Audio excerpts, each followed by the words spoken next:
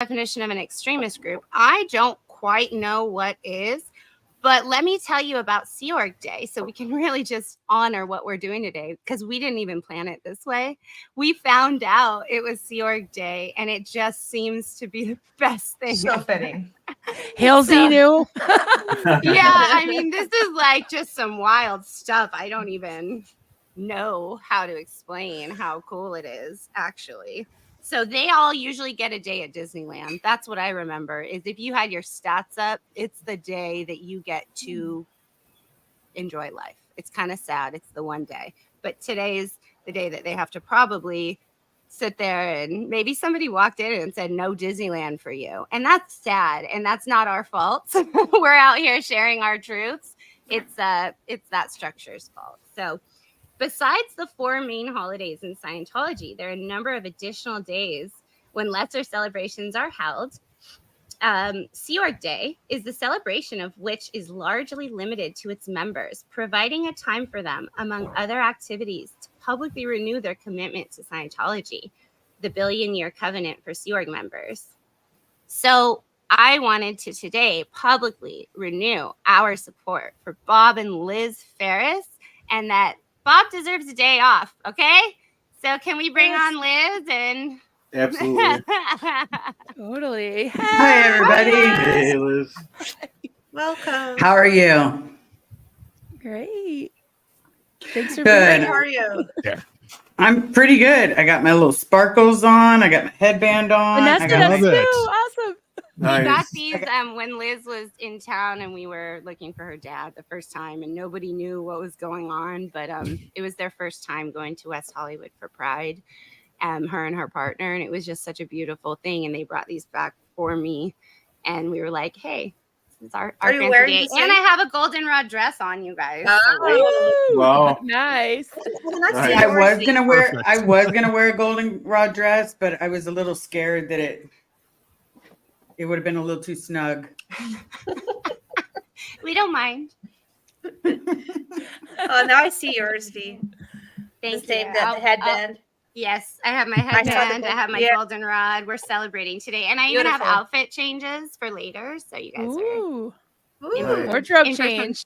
in for some SP fashion today. Nice. Nice.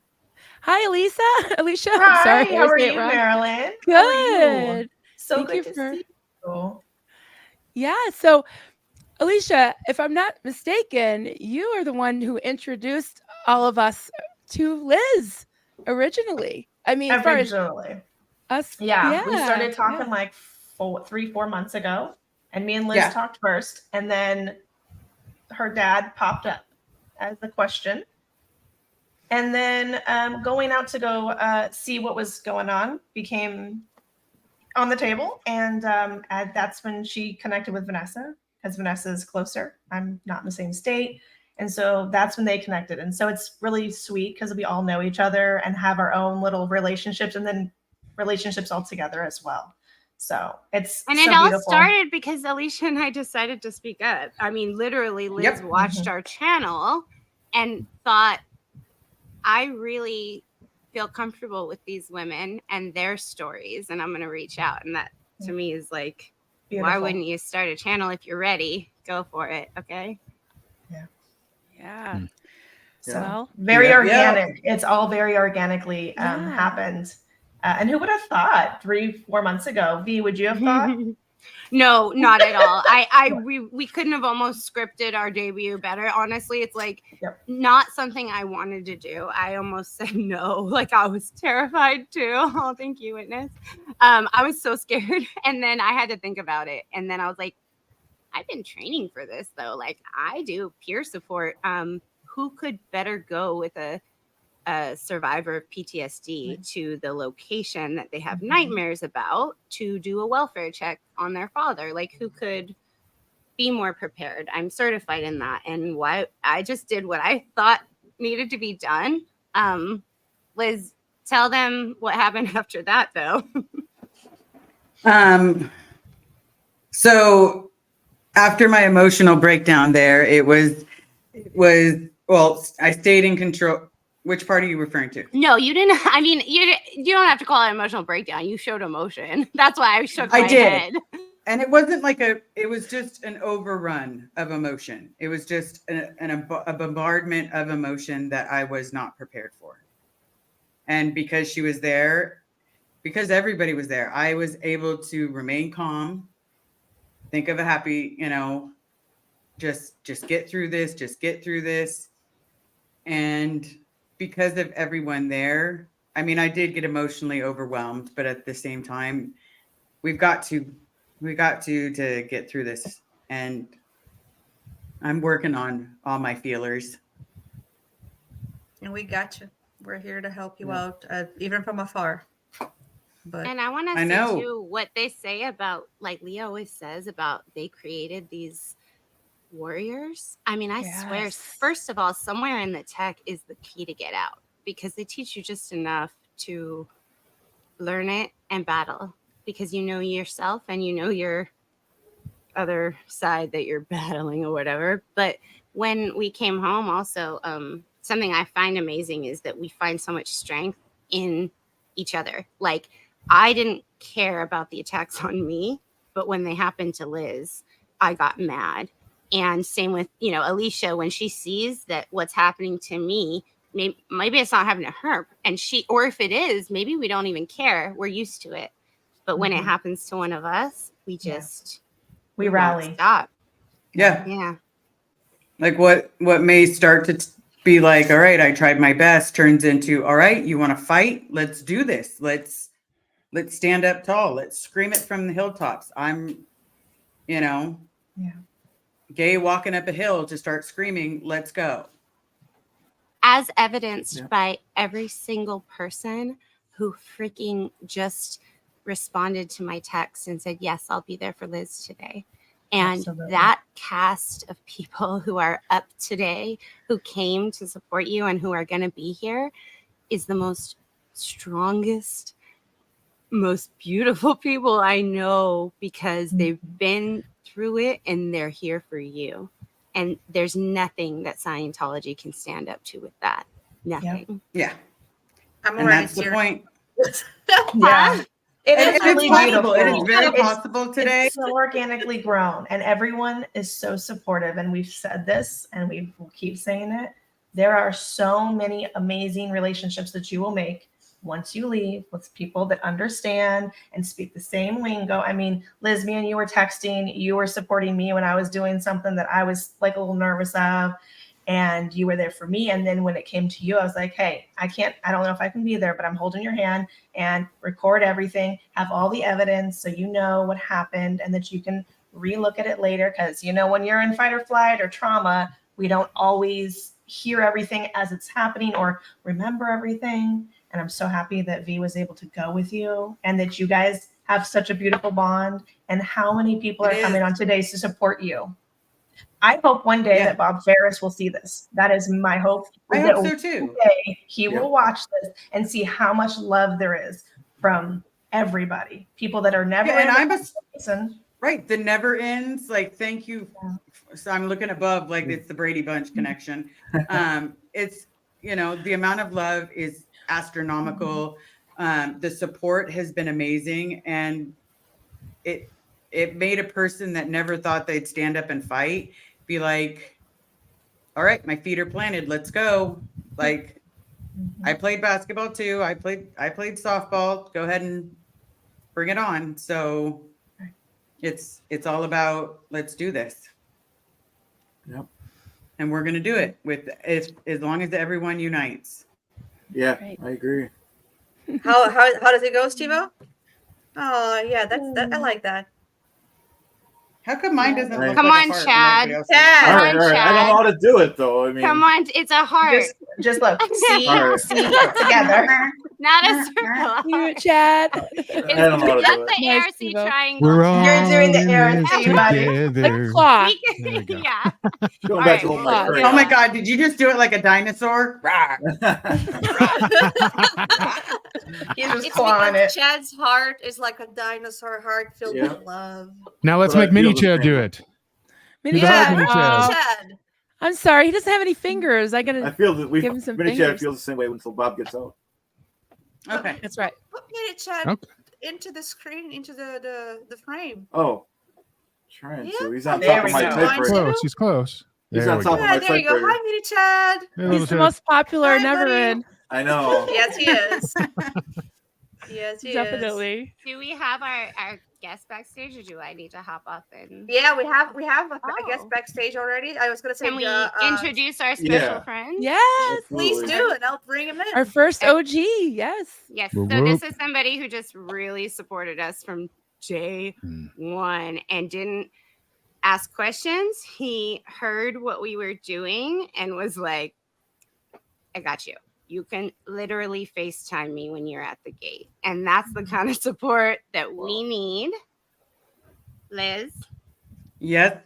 So I would like there's so much of me that wants to do the whole ba-da-da-da-da-da-da, and a round of applause goes to Jackson. Da-da-da-da-da-da. Me? We love Jackson. Hi, Jackson. I was just sitting here stupidly wondering who it was you're talking about. Oh. Always you, Jackson. Always you. An amazing human. Oh, Jackson, And- we love you so much. Oh, And well, it's the thank you little I folks. don't even know comments. you, and I love you. Your videos are It's just the little comments that get to you, where he gives you some information and then he closes it with, "Are you okay, sweetheart?" And you're just like, "That's the nicest thing a man has ever said."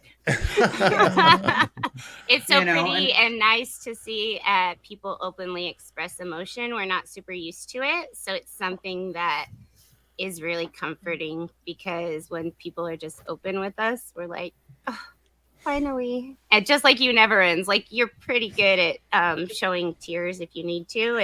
And we're not always used to that. So Not me. Even I'm very emotional and all of that, but Jackson still has a special place in my heart. Just the emotion, there's something about Jackson. There's something It's about the cheeks. I'm telling you, it's the cheeks. It's that rosacea cheeks. Where it's you're very, like, very genuine "Hey." and It's his kind beautiful. eyes, his kind heart, and his demeanor that is so calming. I love it. and he checks on you. And I he's mean, he's a supportive. busy man, and he wants to make sure that everybody's okay. And Oh, I that's, like this we comment. need that. Kim D, hi. Hi, Kim D, hi. She says Jackson Aw. speaks in hugs. True. That's how I feel. Yeah. Okay. Well, thank you, everybody. I don't know what to say. I'm just me. And we love you for you. Living a life like you guys do. So, yeah. You're the Absolutely. sweetest. You are honestly, the one thing that we can always relate to is that we've been through hell and back. And it's about going back through those memories and finding out how strong we can be at the other end. And so you've become so strong that it's almost like there's a beacon of hope that we're, with what we need to do, whether it's therapy, anything else, we're going to get to be that strong. I'm going to get to my dad out. It's not about the short game, it's about the long game. And they're going to throw shit at us, and we've got to just keep standing on. Oh, yeah. Shit is definitely the word. Yes. Sorry if it looks like I'm not staring at it's awkward looking at a little green dot on my computer here. So, You're fine. Yeah, Yeah, yeah. for You're fine, all of you're us. It's not really face to face, right? well, yeah, it's spirit to spirit, more like. Beautiful. See? So yeah, hello. Don't let me take up all the time here. No, we're we want to talking. hear from you. We're here for you now. Okay. Yeah. Yep. Well, what do I say? It's let's see, it's about 75, almost 80 here in Portland, Oregon. No, It's no, beautiful. no, Jackson. We beautiful want day. the dirt. So Oh, when we walked up to the thing and we did everything, the first call we made was to Jackson to find out how it had really gone, yeah. because they were hiding from us. Yeah. It was as if they put on PPE. And Jackson, and having that person who has had the guts to walk away and then tell us, this is what happened. And actually, they were not expecting you guys. I think you just made a killer move just because they didn't know what to do. They weren't even waiting to set you up, right? So there were certain Yeah. like things that were insider information for us that was just the most helpful. So you knew what we were walking into, right? I just want to hear a bit about that. Well, I mean, that's, I wasn't there on the ground. So I just have a grain of salt involvement in the real work that was being done there at the gate. But I really felt bad about these girls not realizing the actual environment that they were walking into. So that's what started me reaching out to help them to understand, going there with a good volume of water. You're not going to be able to tinkle anywhere.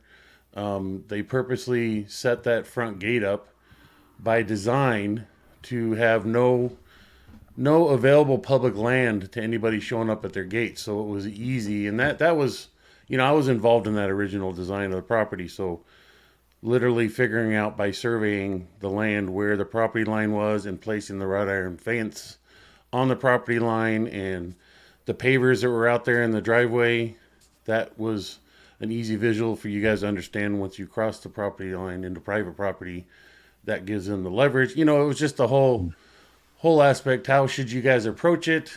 What's the best way? Don't drive out there in a car. Osa is sitting here listening. This is everything that was going on. We caught you with your pants down on that day.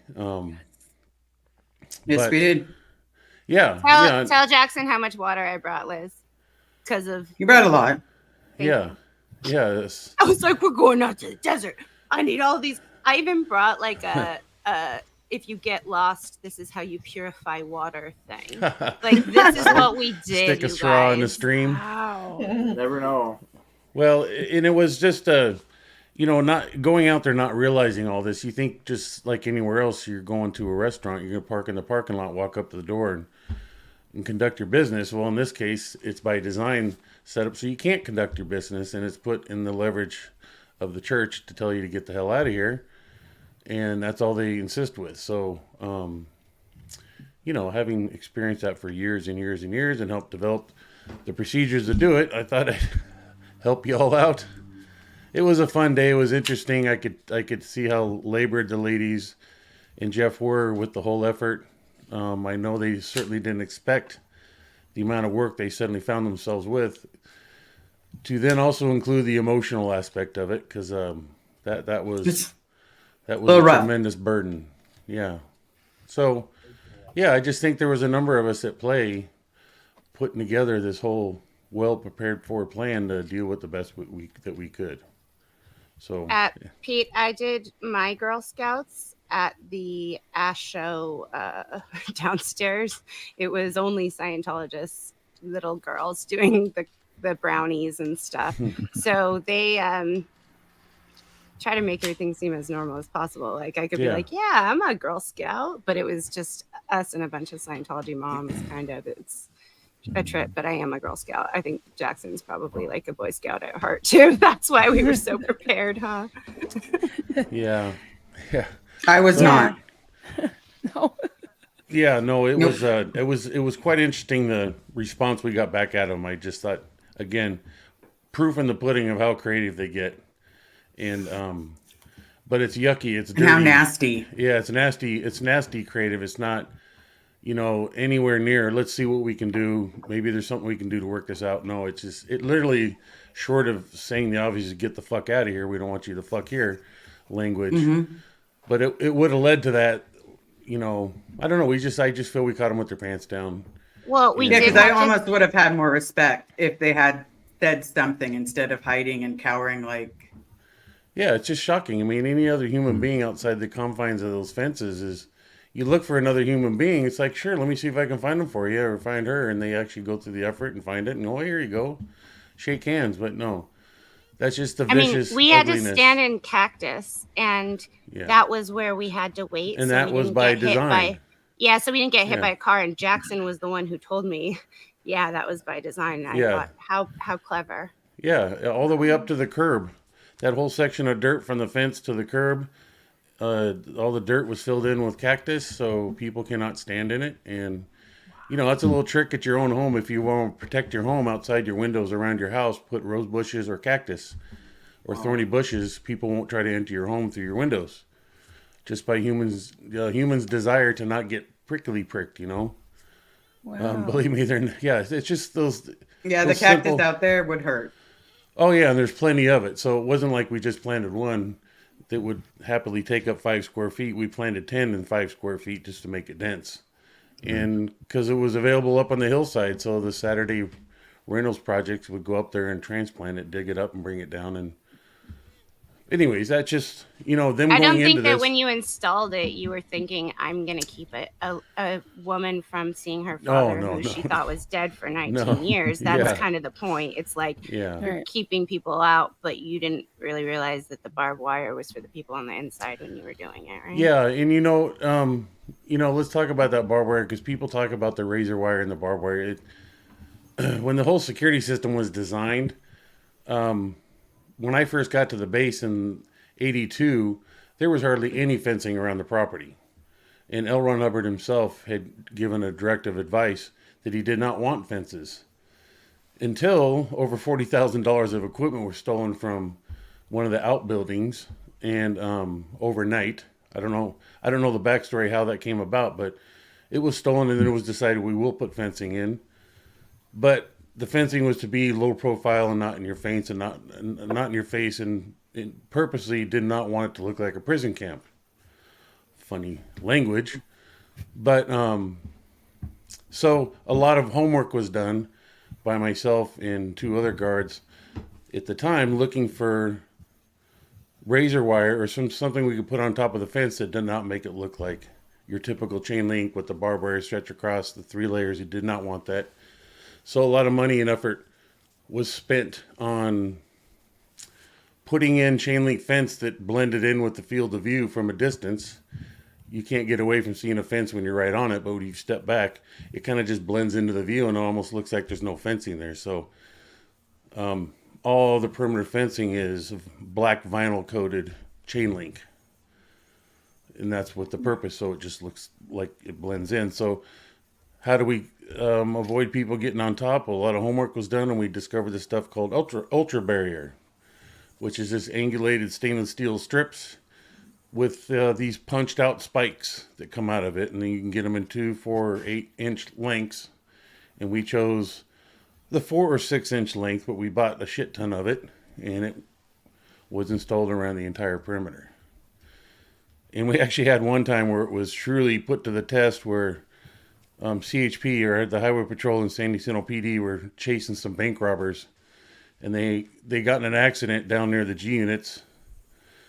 G units meaning grounds units or whatever, but it was where we that was, you probably heard stories of where Tom Cruise the Flood was, went across the highway, so it was at the eastern end of the property. Anyways, I went running down there as a volunteer firefighter to help with the traffic collision, only to discover that it was a high-speed chase. The criminals crashed. They hopped out of the car and hopped over my fence into the property. So the basis of this story is my fence did its job in that it created an injury without killing anybody, and that's what brought these bank robbers to their knees, is that once they hopped the fence, ran into the property, they were so injured by the stab wounds to their abdomen and their inner thighs from having hopped my fence, it rendered them useless, and they gave up and surrendered. We turned them over to the police. But that would be just an example of why we chose to do that. Is we didn't want to kill anybody, but we wanted to protect ourselves. And initially, the fence was put there to protect ourselves. But over the years, as we discovered, people started blowing on their own. They get their interrogations and discovered how they left, how the ideas set in their mind.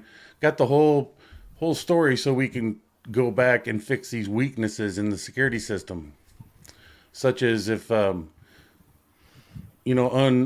didn't realize at the time when we put the fence in, there's trees and obstacles, natural obstacles in the way, and sometimes you'd be forced to remove a tree, but in most cases, you would put the fence around the tree. Well, if on the inside of the fence is the tree's right there at the fence line, you can simply climb the tree and hop over the fence undetected from inside out. Okay. So when we found out some staff members realized that, and that's how they left, we would go out there and put ultra barriers, string it all through the trees. So if they started climbing the trees, they would be met with the altar barrier, and then we would string these. I don't know. I guess I called them lace lines.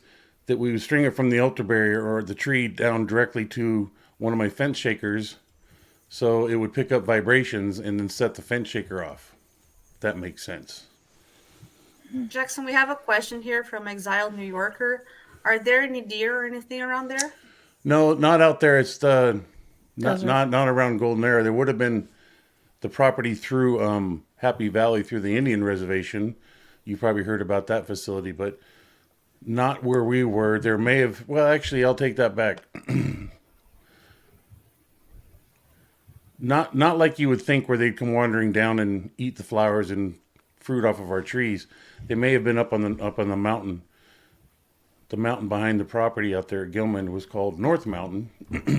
So we didn't see them that often, but yeah, there was wildlife out there, mountain lions. I also just want to note that Jackson thought he was doing the right thing by doing this. Oh. 'cause Oh people- yeah. Right. And Of course, yeah. if you just join the conversation and you hear this, just so everybody knows, until the second that you realize that this is not saving the planet, you really are willing to do anything. Oh yeah. Including go retrieve people like this kind man did himself and bring them back. And I think that shows the pressure that Liz's dad is under right now.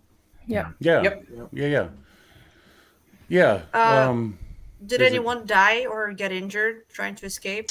Injured, yeah, but nothing significant. But just, because they're out there at nighttime, you can't see your hand in front of your face if there's no moon. So them tripping over stuff was likely, and scratching the stuff, but nothing major. While escaping, some people dug underneath the chain link fence like a dog would to dig themselves out. So we put the chain link fence down into the ground 3 or 4 feet. Wow. Yeah, I heard that. Not only did I personally do that, but we had teams doing that on our Saturday renos. Just an example. Batshit Yeah, because crazy. it's, people want to say it's a volunteer basis. When you're putting fences down in the ground so people can't dig their way out, when you're putting barbed wire and, Yeah. things that can cut on the top, you're not giving people a chance. That's not keeping people from coming in. That's keeping people from going out. Right. So Yeah. no, it is no longer Can they longer even call volunteer. 911, Jackson? No. Okay, that's No, they being the property they can, it's set up at reception as the receptionist, but not any staff member through the hundreds of phones that are scattered throughout the entire property. Not one of the phones could you pick up and just simply hit the 3 digits 911 and report a fire if you were faced with it. You would just hit dead air if you tried 911. You'd have to hit 9 to get an outside line. If you tried to hit 911 after, wouldn't take anywhere. And 'Cause you that's why had to have a code. Jackson and I, when we hang up, we say, if you need help, call 911 Yeah. because we're citizens of America and we Yeah. can call 911. No, And we Right. have to remind ourselves sometimes. Right.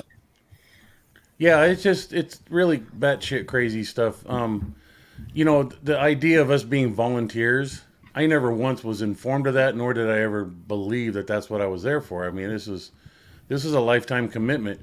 The only volunteer activity that I did was as a firefighter out there for the local community.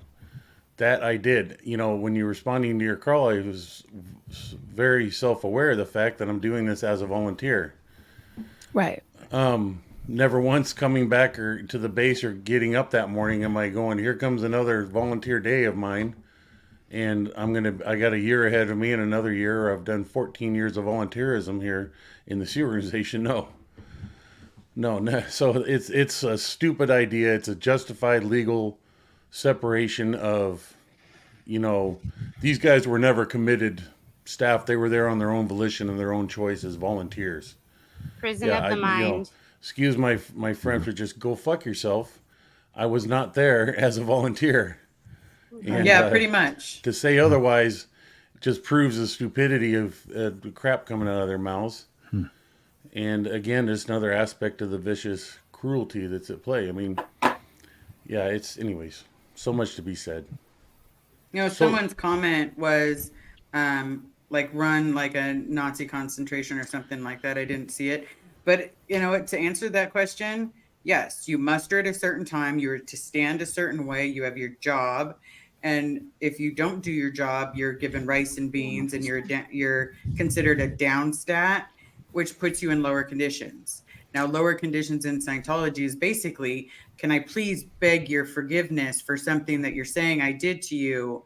But I may not feel that way, but it's because my stats were plummeting that I am asking for your forgiveness and not doing my job. Yeah.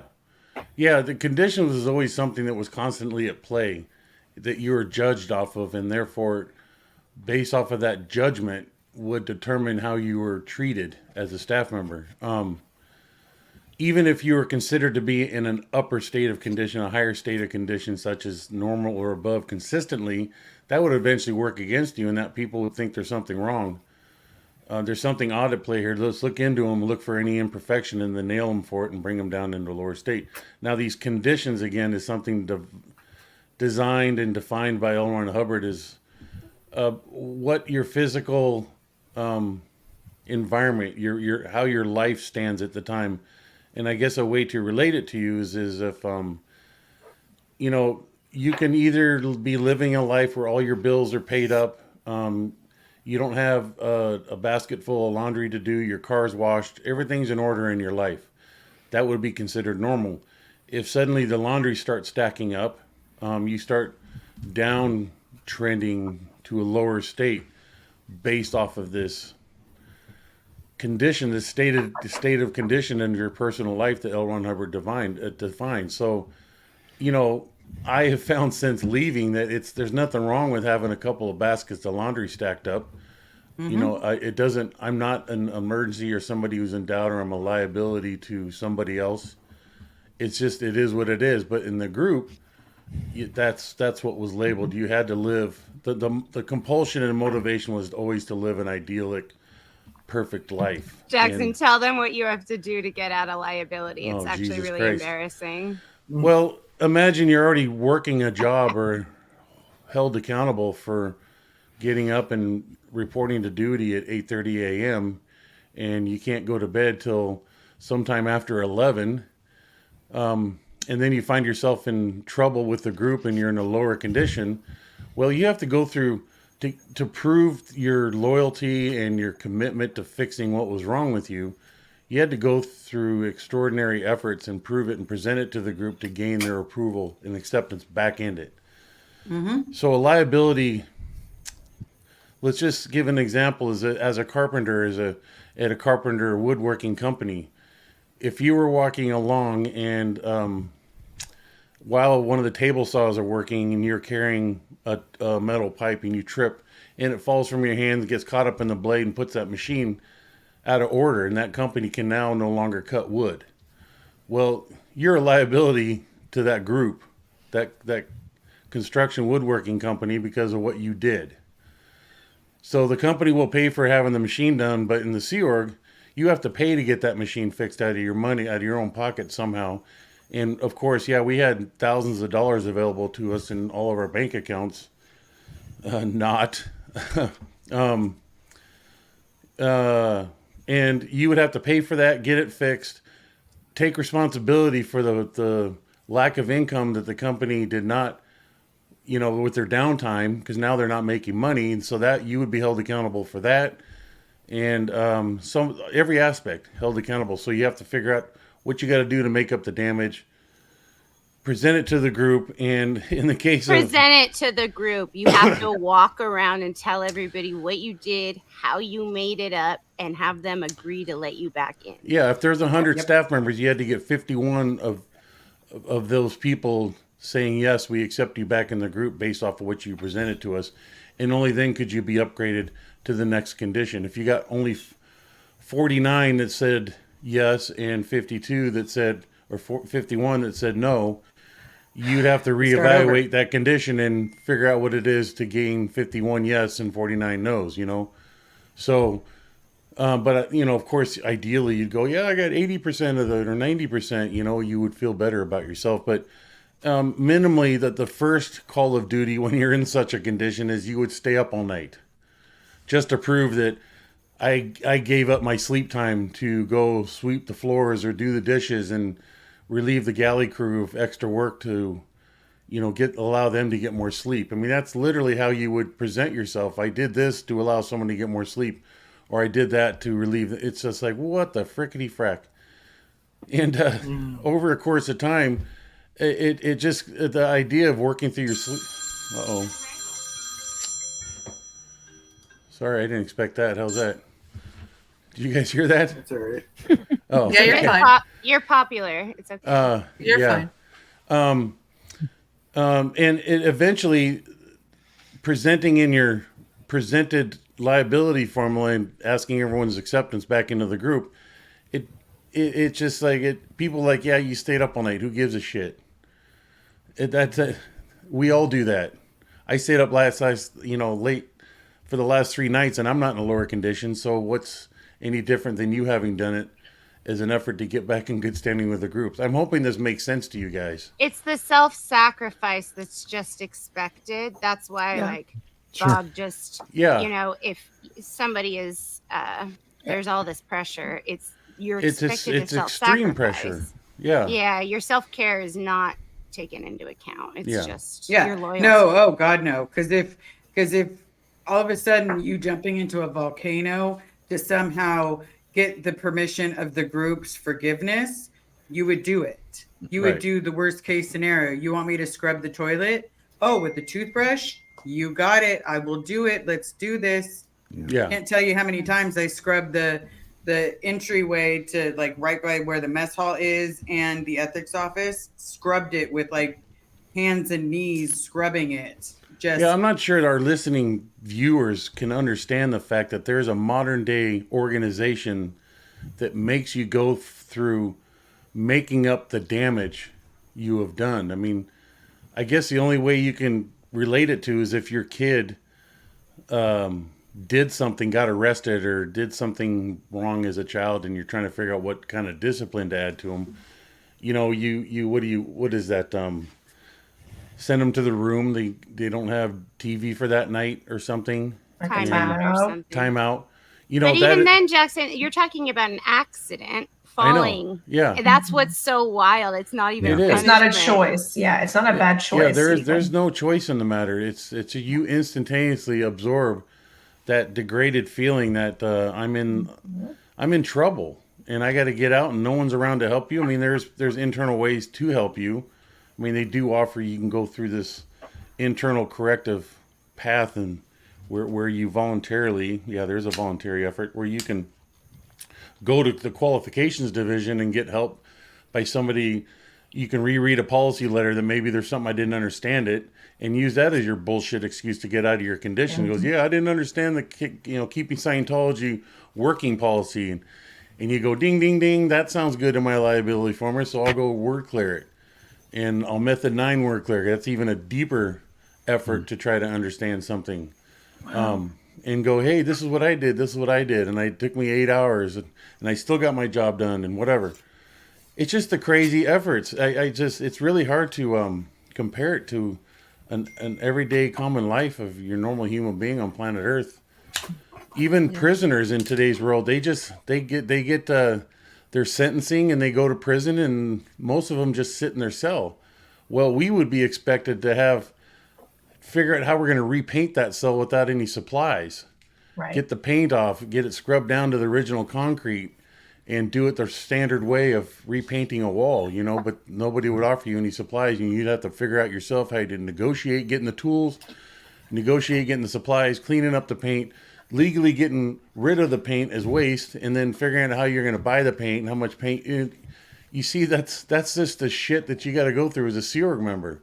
Insanity. Right. And then during your meal times, you give up your meal times to go around and disrupt your other Sea Org members' time by having them reading your liability formula while they're eating.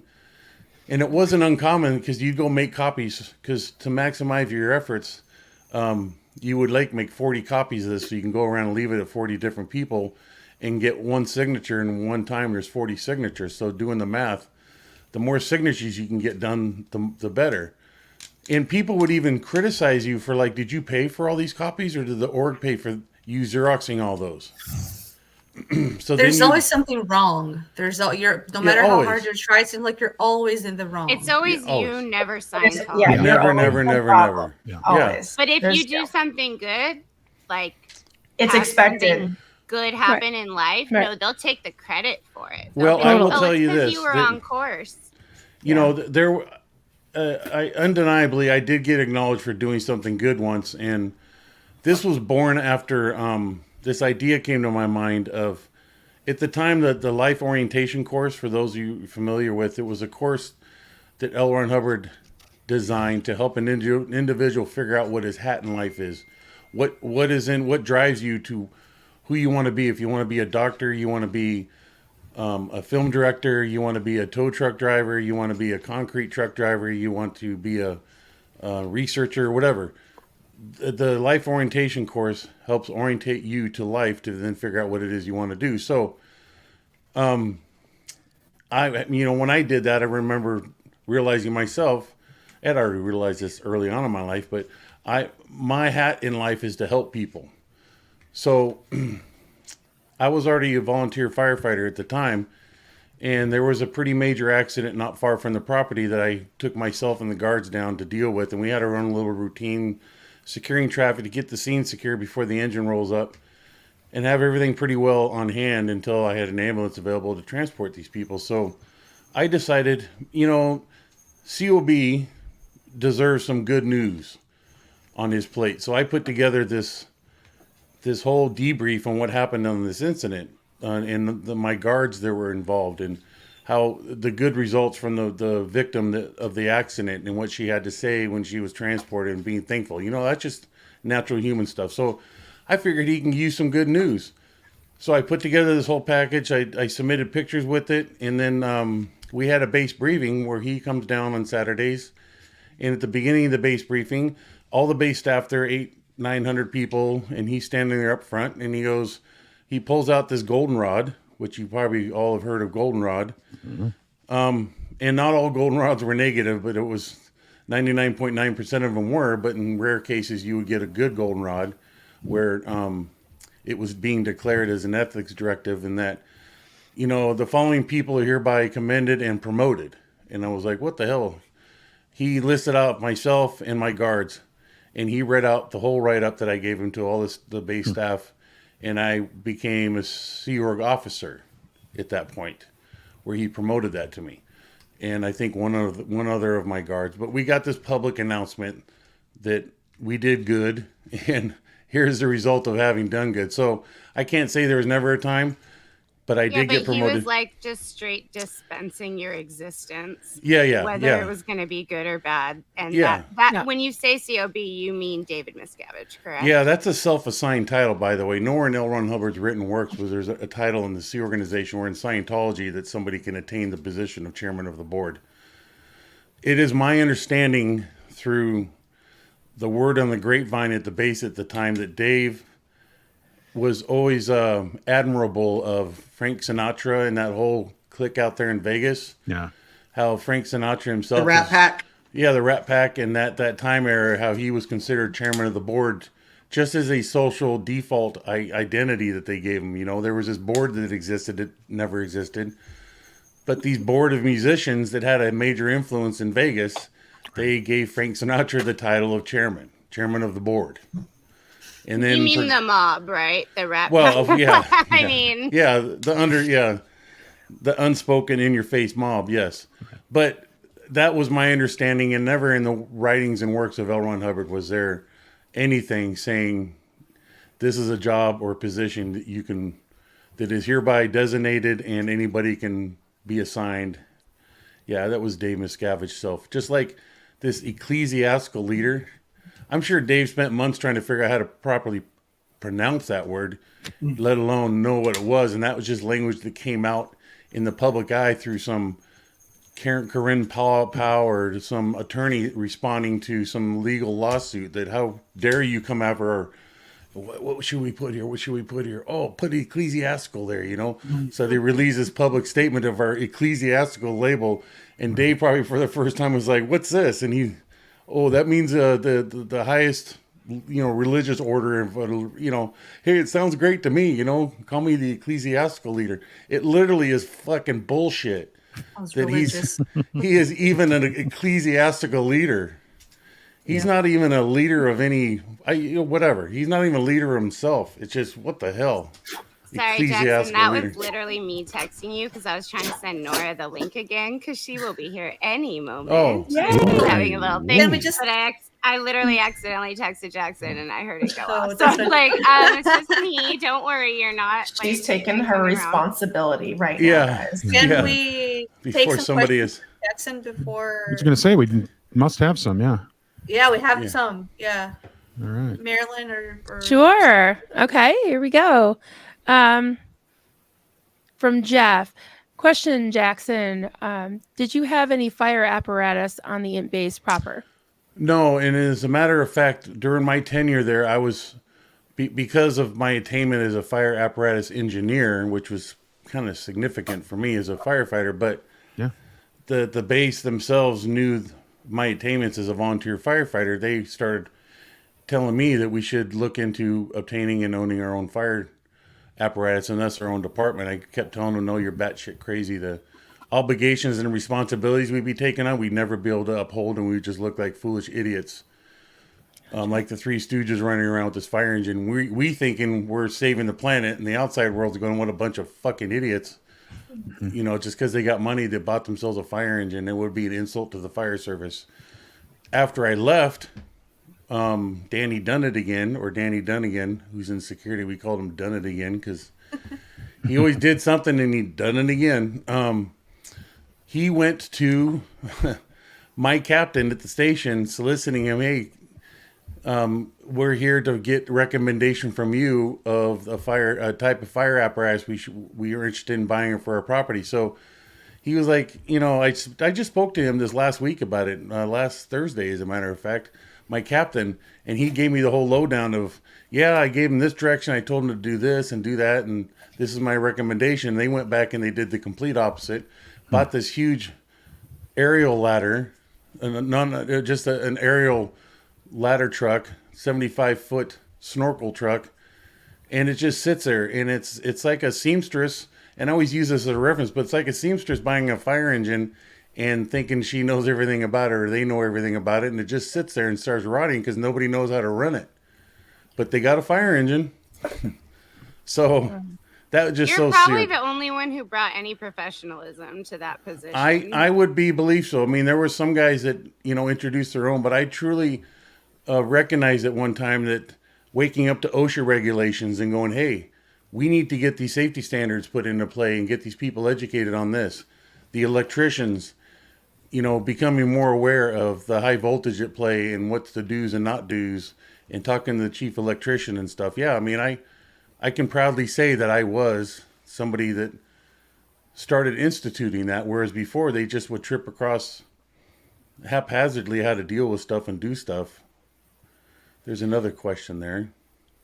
So what question you want to take? Do you see any? How I about the just see Sea Org? one. Can we do the Sea Org one before we bring our next amazing Well, someone's guest? asking. Oh, what was it? I'm sorry. Go There ahead. was someone just brought up another one, but I was just about to list off one I was seeing. So since today is Sea Org Day, Jackson, do you have any funny memories? Well, yeah. I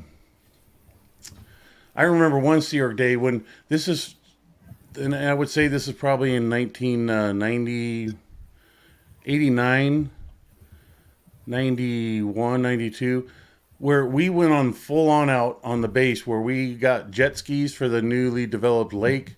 We had all these games, these tug of war games. I think there was watermelon or pie eating contest. There was nothing. And then we also had these months long preparations for these team games, basketball games, softball games, and I think volleyball games, to where teams were built up and people were spending their dinner times and lunch times going out practicing soccer or volleyball or, whatever. But we were all excited. There's going to be the one group of executives against another group of executives. And there was a lot of natural, what do you call it? Not harassing, but what do you do? It's Competition. like Dodgers against the Giants, There was a lot of that going on. And then the day came where those Rivalry. games yeah, a lot of rivalries, and it was really fun. We were really looking forward to it. Well, I also wanted to get my guards involved, so I got it set up to we had use of the jet skis on the lake before the staff started their day at 9. So we had an hour of use before the crew had, and I ended up, one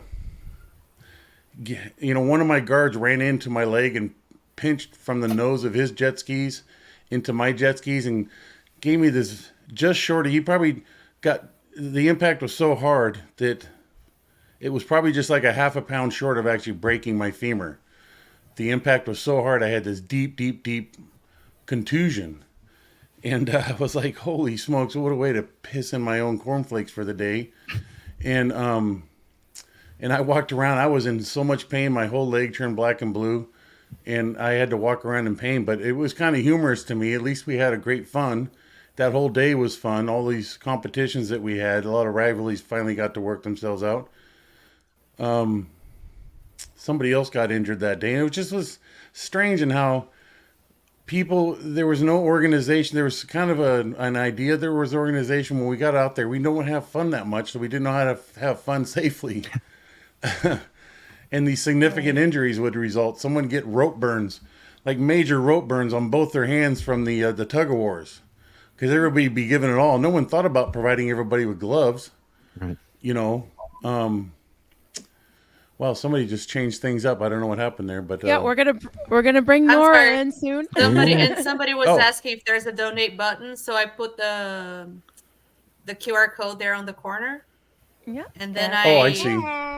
I Boy, we're changed all it just fancy so it up in wasn't here. Right. So just so it scan wasn't on that. top of me. Yeah.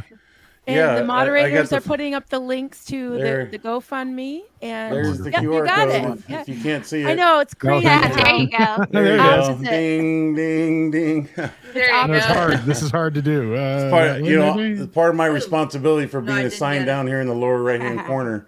I got to point out the Thank you. And Liz, there she is. So Liz, can you introduce our next guest, since it's someone that you know and you were in charge of the guest list because you and Vanessa? Well, let us say goodbye before you bring her on. We're going to Okay. be popping in and out through the day. Everybody's going to be popping in and out through the day. Yep. This is Right. going to Yeah. be the most fun Sea Org day you guys have ever had in your Woo. life. We So have good. this So much is just fun. a preview of all the incredible people who we have on. I'll be on, Liz will be on, Alicia will be on. All the hosts are going to be here all day long. And then we just have lovely people coming in and out. So Liz is staying. I think Jackson had something to do, right, Jackson? Are Well, we yeah, I trying to got take Mark up and your Janice time? a little later, but Yeah. Aw. well, it doesn't mean that That I'm means not I gonna get be- to see you again. Yeah. I was going to quickly answer just because Mark will No. put the question out here. There was You another can question stay on that a you little wanted to longer. answer. You What can No, fire- please Anything for stay, fellow Jackson. I just green-hatted wanted man. to Oh. say goodbye. So Yeah, I I'm may- popping off. and I just want Alicia's to popping off. and I just wanted to get also our next guest in, and then if Yeah. you guys don't mind sharing, Oh, yeah, just I'll, hang I'll, out for I'll a stay little while, around. then you can answer your Yeah. questions, Yeah, and then we please can have do. all fun But- together. but- I'm gonna have to get myself a new cup of coffee too. I got to start making sure all of our guests are actually ready for today. So I'll be behind the scenes. Text me Vanessa? if you guys need anything. Very good. Love you, Real quick, Love I'll you answer guys. this Love question you. that Mark Vanessa. Made my life a lot easier Rodano this was time around. asking. What firearms and tactical gear did Scientology security use at the base you were running? Hey, hang on, Jackson, just a second. I'm sorry. Can I just bring our next guest in? We and just then want to we'll- bring we'll pop Nora the in because she's question? been waiting in Because the she's wings. been waiting. Okay. Bring her. Yeah. All right, Bring Nora. her. Here she comes. She's ready. She's ready. I just pulled her in now. Yay! Go, Nora! You're Hi, here. my love. Hello, everybody. Hey, Jackson. Hello. Hey, Nora. So Jackson quickly, It's the our one, neighbors. the only. Ooh. so Everybody's been waiting. No, I'm just kidding. Nobody cares. What- I'm just We've kidding. all been Oh, no, waiting. happy Happy We all Sea Org care. Day, everybody. Happy Happy St. Sea Bob. Org Day. Happy Day. Sea Org. So Jackson, you were explaining something? well, yeah, they just wanted to respectfully answer this gentleman's question. Yeah. No, Go ahead, answer Julia. the firearms I'm gonna question ask- because I'm you know gonna ask about the Marilyn. int-based ones. Yeah. I'm gonna ask Marilyn to just control the questions while I go get myself another cup of coffee. Sure. Sure. And then you can Fine. put the Coffee. question on the screen, and I'll be Yeah. back. The nectar of life. I'm So, just uh, looking for it. An answer to the question of what firearms and tactical gear did Scientology security use at the base you were running? Well, when I first got into security in 1982, the only thing that's the security had itself was we had 45 caliber pistols. We had about 6 or 7 of those. We had 6 to 8 12 gauge shotguns, and then at the time we had these high power rifles called H&K 91s, and those were 308 caliber. They're large caliber assault rifles that had little bipods at the end off the rifle end of the gun that you could sit there like it looks like a military gun, and a 30 round clip. Those things were a fucking blast to shoot. I'll tell you, we used to shoot them up in the hill and see these little puffs of dust up there because the caliber would get up that range and go that range. So that's all we ever did shooting. But when the laws changed for California on possession of such guns, I personally saw to it that we got rid of them. We sold them, and some gentlemen in Texas turned around, used that money, and at the direction of one of our private investigators, we did buy a professional high-powered sniper rifle that all the snipers and all law enforcement and anybody in that industry would seek out and buy. So we bought a high-power a sniper rifle that was also 308, and it had a very expensive scope on it. And we bought Premier rounds, if anybody know what that is. When you buy ammunition, you can get a general mixed. Anyways, it's prime rounds are much more expensive. It's like premium gasoline. You get your regular grade, then you get premium grade. Well, we got premium grade fire ammunition, and that's about it. And we also had bulletproof vests. And Oh yeah. yeah, because that became a concern over time, but we didn't get those until we actually had people drive by shooting at us. So is this sniper rifle the rifle that we hear of that was hidden up in the mountains? There was never once did I have a gun up at that Eagle booth, and nor was there ever a rifle up on the hill. That was a story that got kicked around from Dave Miscavige himself, and that one of my security guards who set the hill on fire, at the end of his shift early morning, he decided to go take a deuce in the weeds. And once he was done, he was going to light his toilet paper on fire. And at that elevation on the hill, if you know anything about weather patterns, there's always a thermal layer happening. So if you see a column of smoke go up in the air, and you'll see a column of smoke go up and then it flattens out, that's the thermal barrier, the thermal layer, where the temperatures change and difference. Well, at that elevation on the hill he was in 75 to almost 80 degree temperature, where went down at the booth it was in the mid 60s to lower 60s. So he was in good fire conditions up there, and he decided to torch off his toilet paper, and he set the hill on fire. And he got security checked, interrogated from it, and in the course of that interrogation, it came up that he would sit with the binoculars and look at Dave and follow him around the property.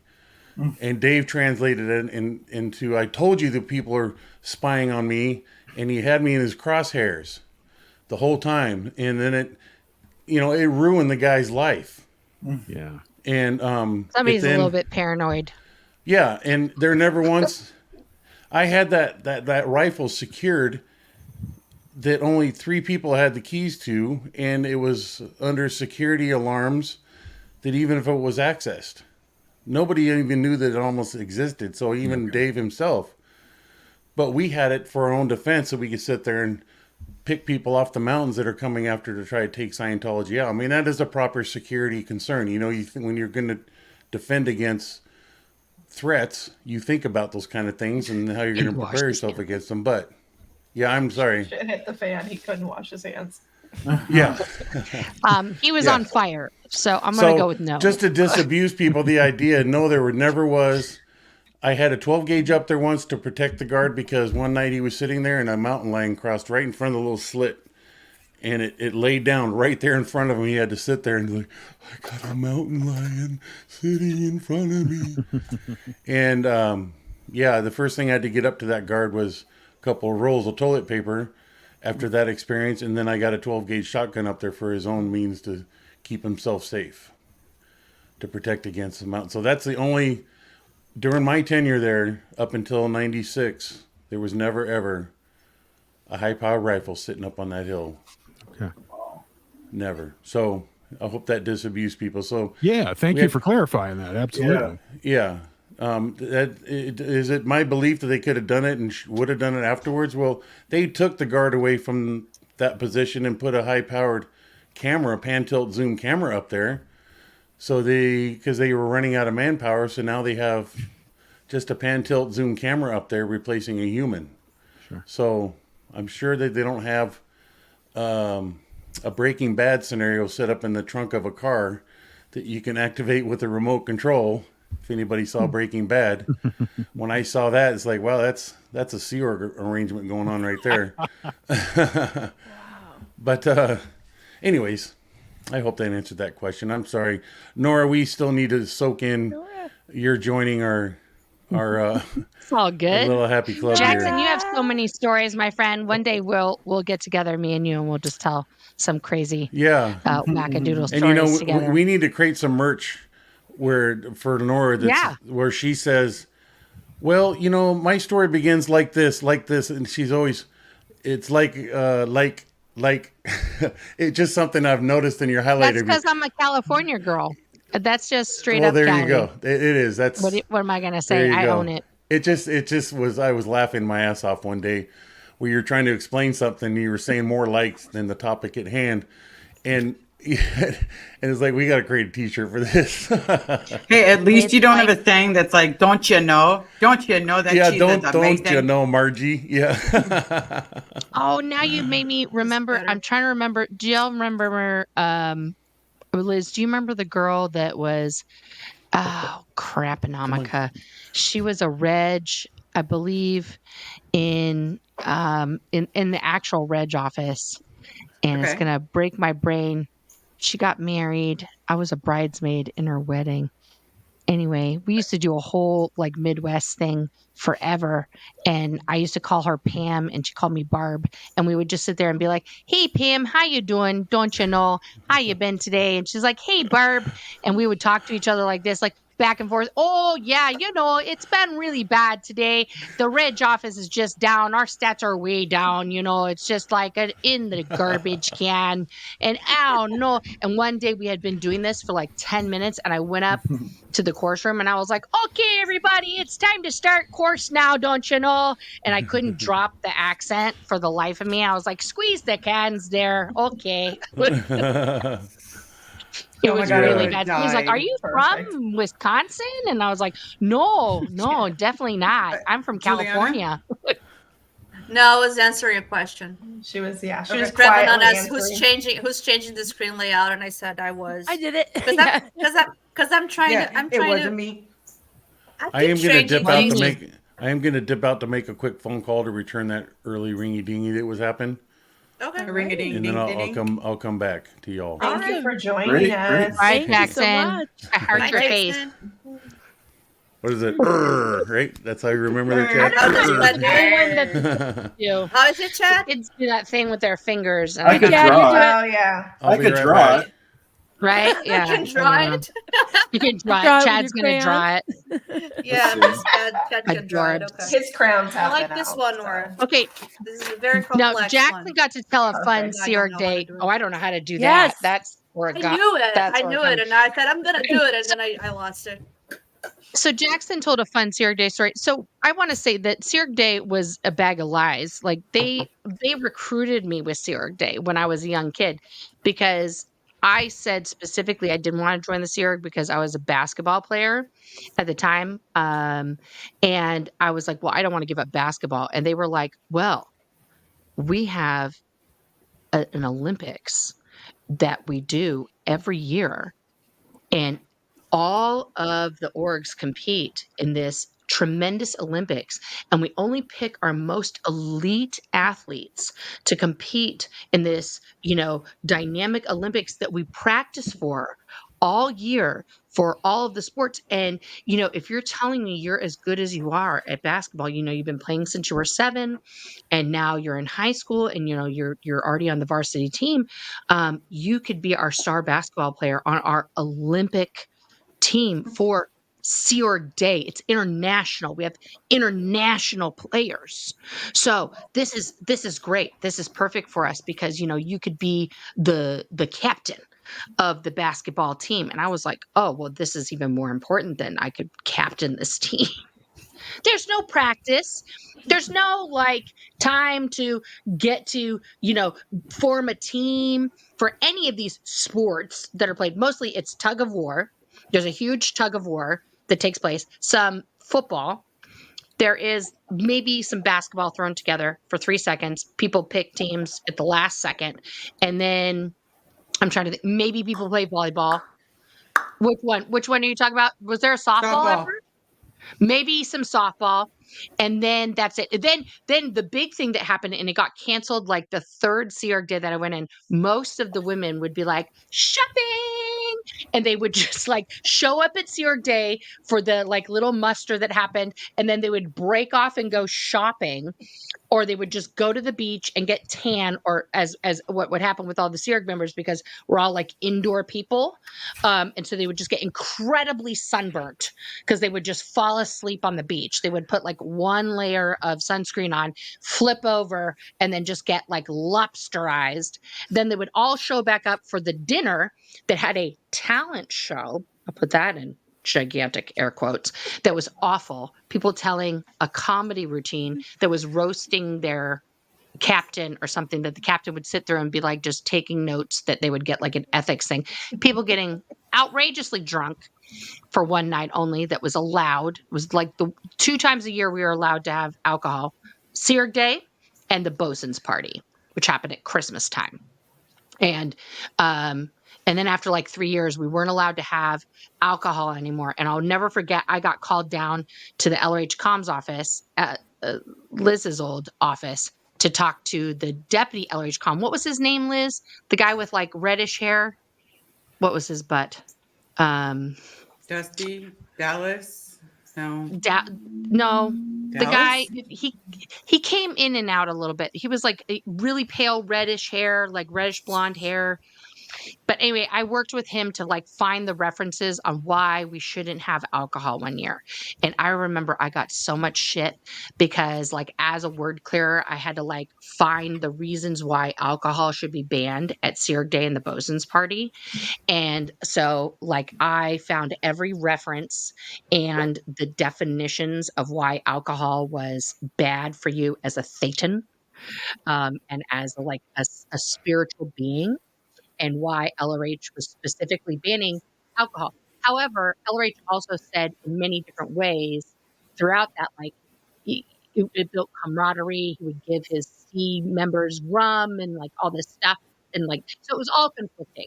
Like in one hand, he would say, don't drink because it smashes all your whole track and pictures together and it fucked you up. And then on the other hand, you would say, oh, no, like it's, yay, Sea Org, like sea people. Obey the laws of the land. Drunken sailors, Exactly. So it was like, we couldn't let loose anymore. And people were like mad at me because I had like found all these references and stuff. And so like ruined Sea Org Day. Like it was like the one time a year that legitimately we could go and like party and have a good time. And mainly that happened because of a Sea Org, the Celebrity Center Gala. All of the INT guys had come down and we were bartending for them. And so you're talking David Miscavige, everybody. And they had all gotten outrageously drunk. And so we had seen them be drunk and party. And that was out PR and black PR to see upper echelon. And we were just little peons. And seeing them have a good time, and that was like verboten because we're not supposed to mix and match, right? So like things like that would happen all the time. On Friday nights, we'd go. Remember when we'd go to like Universal, Liz, and just go to the movies? Yeah. That was fun. We'd just all take off Friday night and go to the movies. Yeah, and then it was like we had this whole team until we were forced to see the general's daughter. That. Oh God, my shit up. Because it was a John Travolta film. So we were all like, everybody was like, let's go. And so we were all ordered to go see the general's daughter because we got to support JT, got to support our guy. And this is not have all of you seen this movie? Have all of you seen this film? Long time No ago. knock Don't on, recommend and it. I never knock John Travolta as an actor or anything like that. There's very few of his films that I find really stupid. This is actually, as a film, a good film. Yeah. And his acting is good in the film.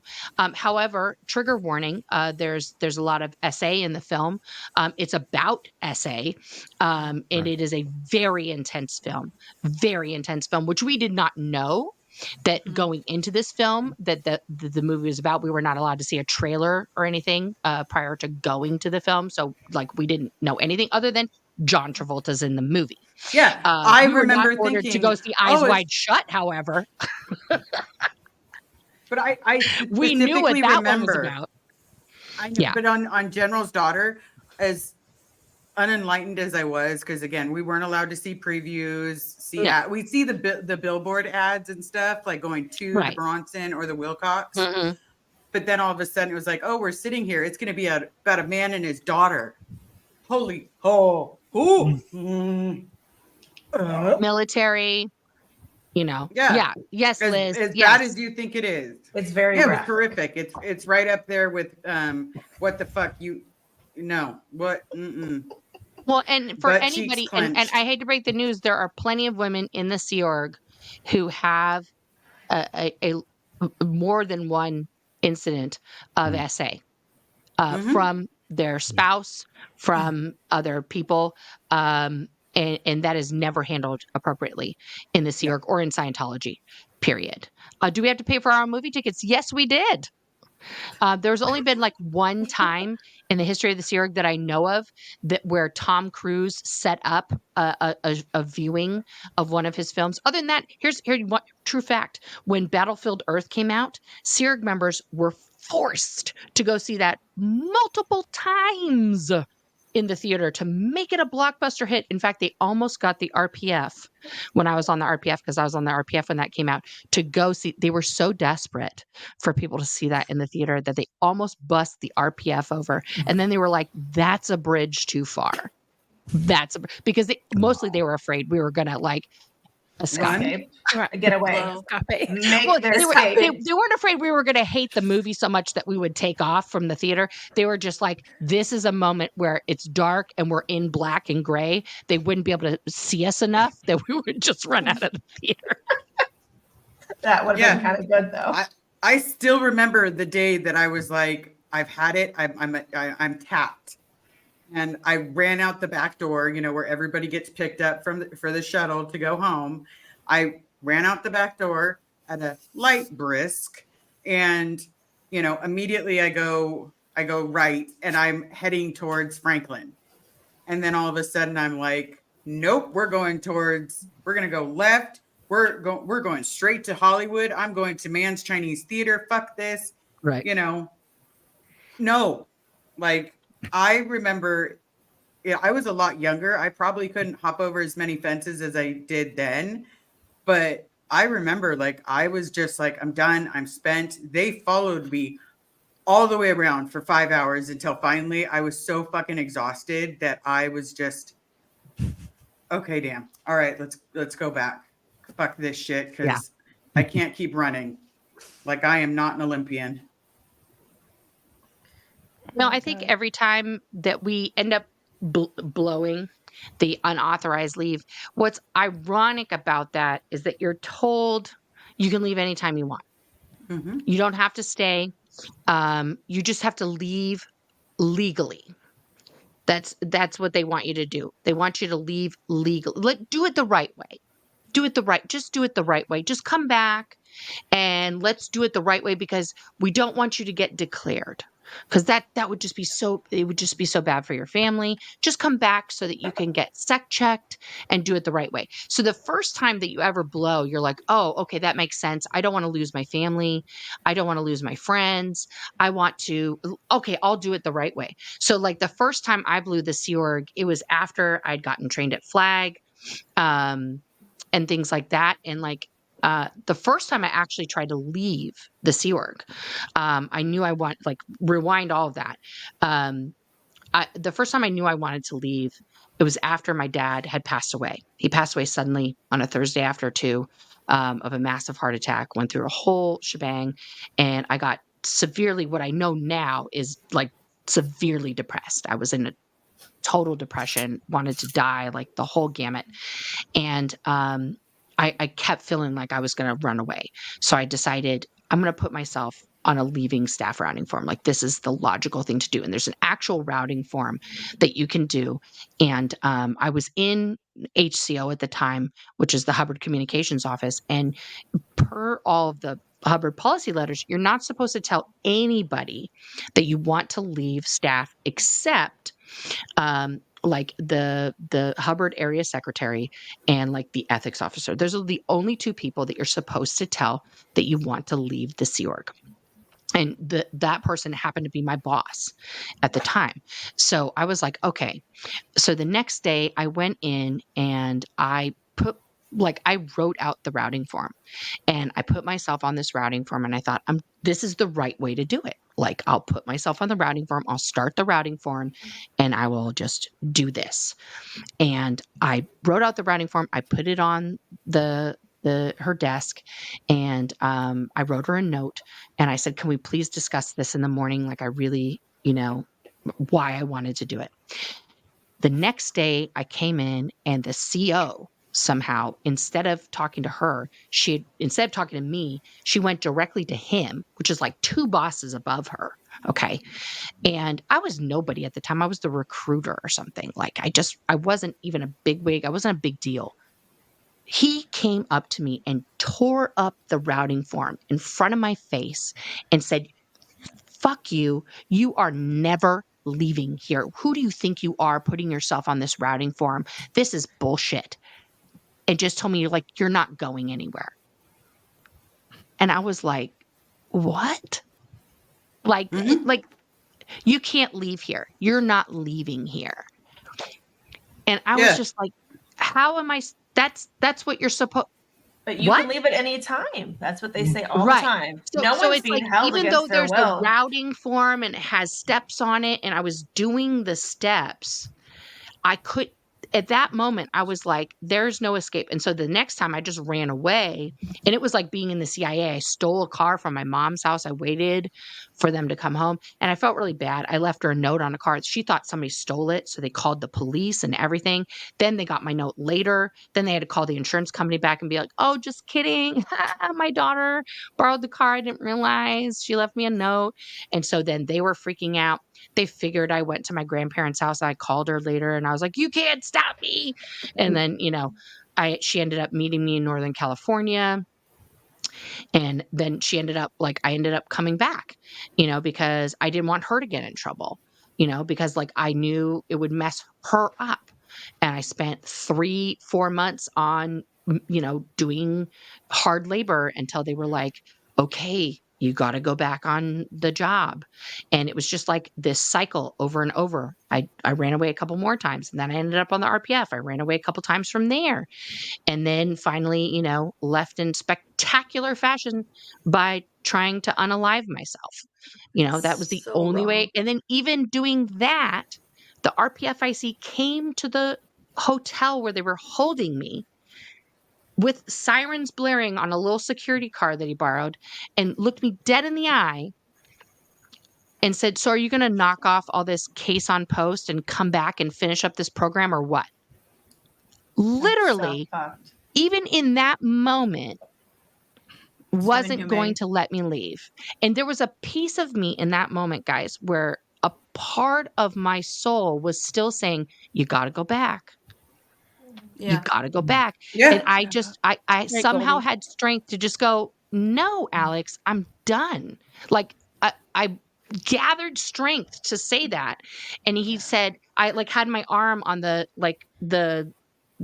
windshield, the like window, and he shoved my arm off and he was like, fine, fuck you. And then he like peeled out and drove away. But I was like, I was scared at that moment. Like I didn't know what was going to happen to me. And the next day, one of the security guys came and picked me up.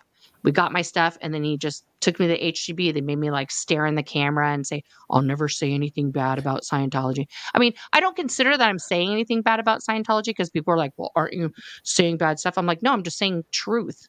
These are just facts. This is just like, it's not anything. If you look at it from is it Scientology bad? Yes. terms, This is a knowledge report about Scientology. It's time, place, form, and event of what happened. That's a knowledge report. Time, place, form, and event of what happened in Scientology. And then he took me to my parents' house and just like literally took the shit out of out of his trunk and drove away. And that's it. And then it took me like 2 weeks to get the $400 that was my severance pay. And I had to go back to Celebrity Center. They made me come back to Celebrity Center to collect my $400. They wouldn't let me go inside the building. James Richardson, the security chief, met me outside with a newspaper tucked under his arm, and he was like, Were you followed here? And I'm like, only you guys are following me. Was I followed here? Then he hands me the newspaper like this. And then he's like, walks away. And I was like, weren't you supposed to give me the check? He's like, look in the newspaper. And I was like, it's like the check was in the newspaper, like we're in a spy novel. What is this? And I was like, Creepy. what?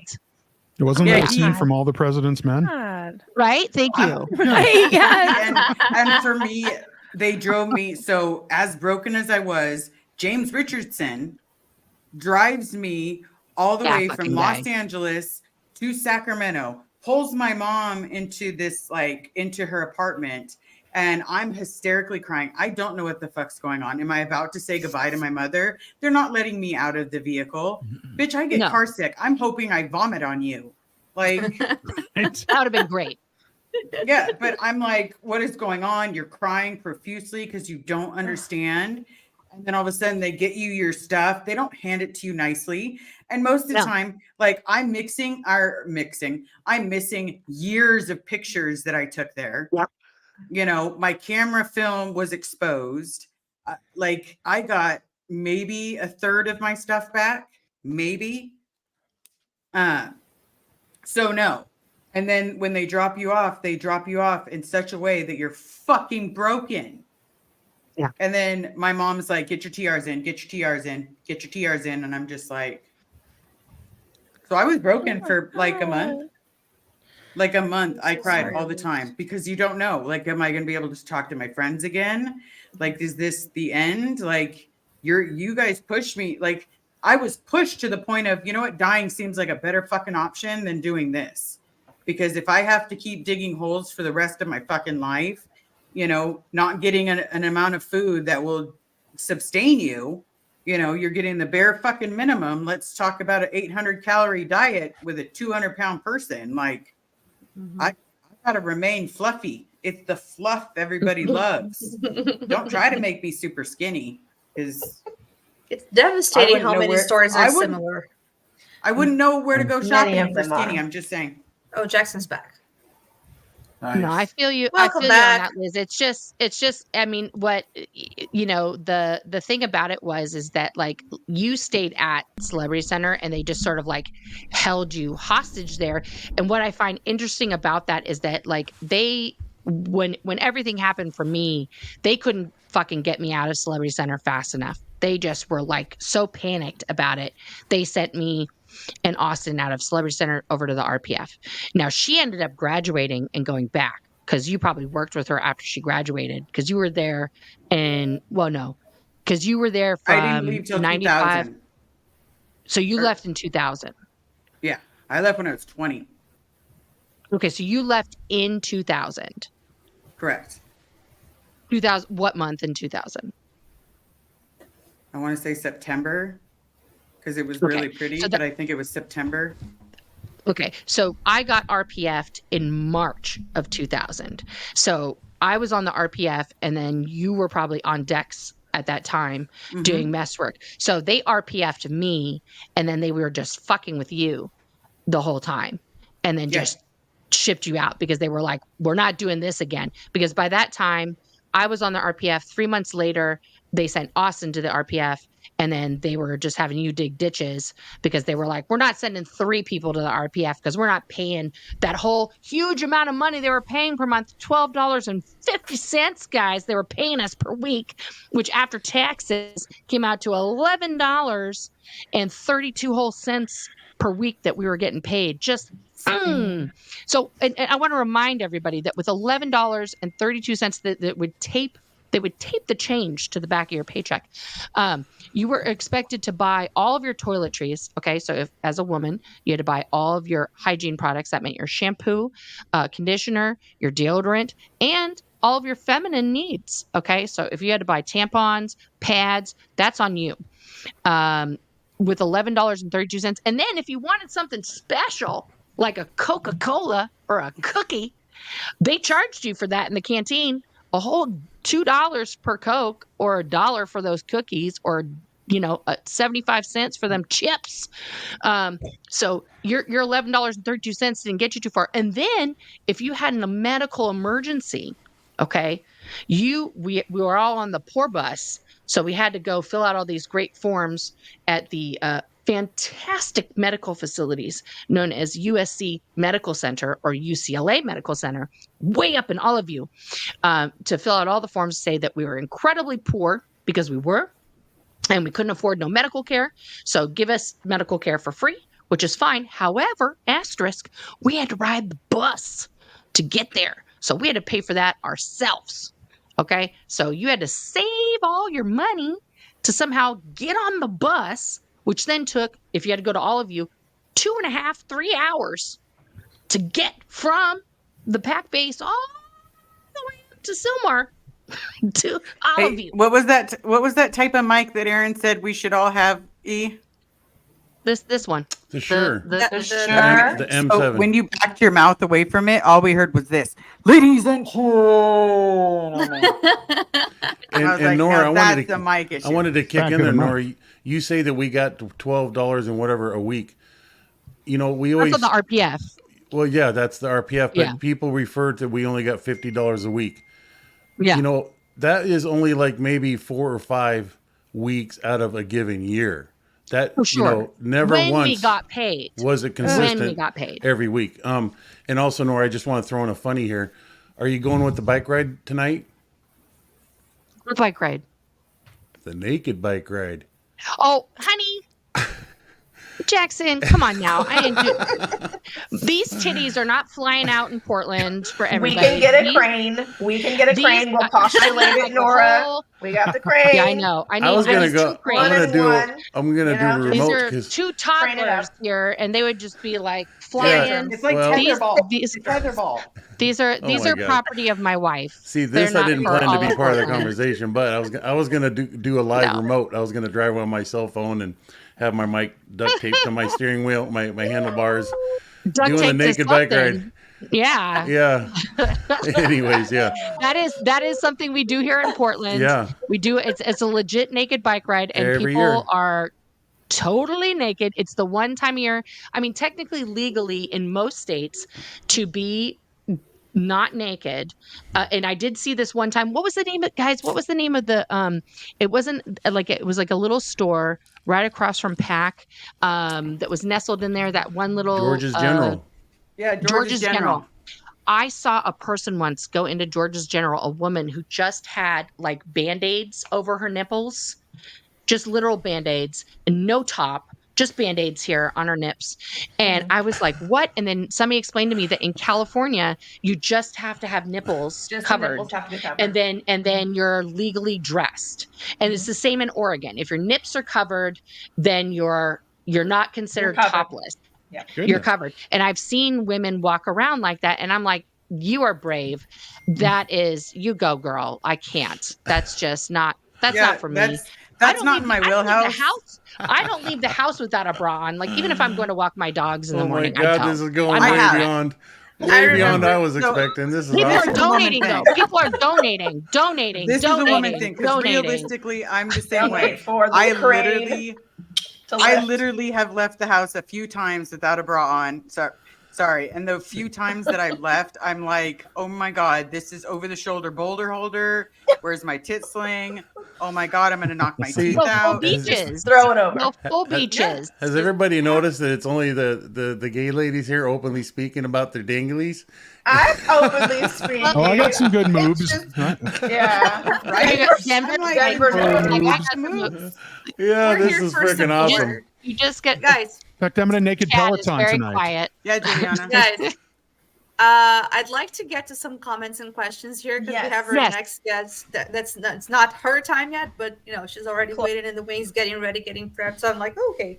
I'd just like to go through some comments. I have one here from my mom that I'd like to say. It has Oh, nothing to do with wow. the thing, Hi, but it's Mom. my mom, so I'm gonna put my Excellent. mom on the screen. Oh, wow. My mom says, Hi, Tanya. Ju, dá alô pro Marcelo, tô de aniversário. Feliz aniversário, Celo. Te amo. That's And my how do you pronounce Por her name? favor. How do you pronounce her name? my mom's Tanya. Tanya. Oh. Tanya. And what does that Tanya. translate to? Yes, please. Say hello to Marcelo, who's my cousin. It's his birthday, so my mom Oh, is at a Happy birthday birthday, party. Happy Marcelo. birthday, He Marcelo. speaks English, by the way. I spoke Portuguese because the message was in Portuguese, but Marcelo Yes. has lived in the U.S. to speak. So happy birthday, Cello! That is Happy freaking awesome. birthday. How Absolutely. do you Yeah, say that in so- Portuguese? I know that was all Portuguese, but how do you say that in Portuguese? Feliz Happy birthday. aniversário. Feliz aniversário. Feliz de aniversário. Feliz Feliz. aniversário. Aniversário. It's like anniversary, but aniversário. Can you So, say feliz Aniversário. aniversário. can you say hey Jackson in your native tongue just so I can hear what it sounds like? Jackson is just Jackson because it's the name in English, man, but I can say like "Oi, ketchup." Jackson. I can say Ketchup. Jackson instead of Jackson. I can say Jackson. Hola, Oi, Jackson. Jackson. Oi, Jackson. Jackson. It's like ketchup. Jackson. Ketchup doesn't exist in any Jackson. language except for English. But And then that was my we favorite pronounce thing. it That ketchup. Yeah. ketchup. I love We it. pronounce Oh. it differently. Oh. We just put it into the sounds of the We I language. could just always love do that the stuff. je suis est homosexual. Oh, That's French. Yeah, it is. yeah. We have a lot of questions here. I'm sorry, you guys. Let's We're do it. not going to be able to get to all the questions. I'm looking for Rapid Shoot as many fire. as you can. questions that Go, are go, but go. there's a lot, and then now I don't We'll even do know a anymore. rapid And Marilyn fire. left. I'm gonna ask Steve-O to see questions. Okay, I want to. What am I get doing? This What one am I very doing? quickly. I'm here. I'm here. How are we donating? This one's gonna keep coming up. So how are we So- donating? The GoFundMe account? Yes. The GoFundMe, it's also listed with my Venmo account because I'm not very electronical. Sorry. So the Venmo is listed. Everything is kept in detail oriented. But you also have a choice if you don't want to use GoFundMe because they do get a small percentage, but it's a super small, like itty bitty teeny weeny titty committee small. And then, yeah. Where's our Okay, cool? so- Where's our cool thing? I'm gonna do it. I QR have to code went hide away. it. I have to hide. Yeah, Right the there. comment goes on top At of the this. bottom. Yeah. Oh, there it is. So the Over QR there. code is for the GoFundMe, Right. and the Venmo is in the description. There you go, Liz. You got it. Jackson Yeah. already knows the drill. Yeah. And that's not I even the think I below do. drill. So and again, folks, I had asked at the beginning of the chatathon. Let's forego super chats, super stickers, any of those today because first things first. If you did a super chat on my channel, it would go to my channel. Then I'd be splitting it off, and that's not a problem. We're all for that. We're all good with that part. But YouTube takes a bunch, and YouTube doesn't take a small percentage. YouTube takes a substantial chunk. 30%, yeah. So don't do super 30%. chats. Yeah, don't do super chats. Don't do super stickers. Do the QR code or do the Up there. link to the Venmo. The One of Venmo. the right over there. Under past Liz Ew. there from my finger. But donate that way because that's the way that the most money is going That's to the get. way. I I like like it. Uh, So you do it And, that. our That- sweet Goldie says, I haven't worn one in years. Worn Oh, one. a bra. A A bra. bra. Bra. This is the conversation we've had Damn, before. Goldie. She lets Oh. the Yeah, I girls know. free. This is the Go, conversation girl. Laura Might Liz, also and be why Goldie there's and no all of us pictures had of Goldies before. around. Come on, Goldie. No pictures of Hook Goldie's a guy Goldies. up. Our good No, that- friend, Oh, the thank amazing you. This Look is here, awesome. Joe Giuseppe says, comment for Nora. I love that part of the documentary Miriam. Apostle Alex did. It was so powerful and touching. You should be reading it. But thanks for sharing your story. You're so strong and awesome. Thank you. We love Nora. It's called hair product. That's what makes it strong and awesome. And I Steve, got you my want to take hair a look did at the today, at the just for start you, Liz. comments? Liz, I do see there's a Oh, question here. start Somebody comments? Yeah. was Just asking, take a look if there's anything you want to bring up. what's the latest update about Bob Ferris? Do you want to let's just So the latest Liz, update- Liz, I just want to say we got to watch what we do communicate to OSA. Yes. for our So plan to the be latest effective. update, without giving too much information, the latest update is we're not giving up. So That is we have to mind our wholeheartedly P's true. and Q's. We've got to sit there and swing to the heavens and hope for the best, but prepare for the worst. And we just have to keep swinging, whether it's flying down there, flying back, flying down there, flying back. Like, we're going to do this little dance. And, you know, again, if anybody has family, you want to be on the DL, please let us know so we can start your DL project. And I would And like also, to we're let, not going to stop talking about it, Jackson. No. That's the update for OSA. Yeah. We're not going to stop talking, and people out there aren't going to stop calling. Well, We're more not going to stop importantly, we're calling not about going to Bob, stop. and we're not going to stop calling about Kendrick. We're not going to stop calling about all the people that Yeah. are in there. No, That's the real deal. We're not talk going to is- stop calling. Talk is talk, but we are actually not going to stop doing something about it. And That's right. I know, Liz, you know this, but you know, first of all, OSA, sorry you're missing Sea Org Day, having to sit here and listen and watch in.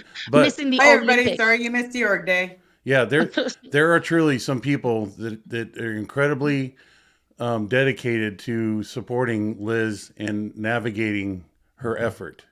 I'll just leave it at that. But Liz knows who specifically the folks I'm talking about. Yeah, maybe they're not responding as fast as we like, but nonetheless, it's an incredible We all got help. level of involvement. Pretty But incredible. also, if you're tuning in and you happen to have, you know, your non-alcoholic brewski next to you, just sad pandaing your way through Syrup Day today, then listen up.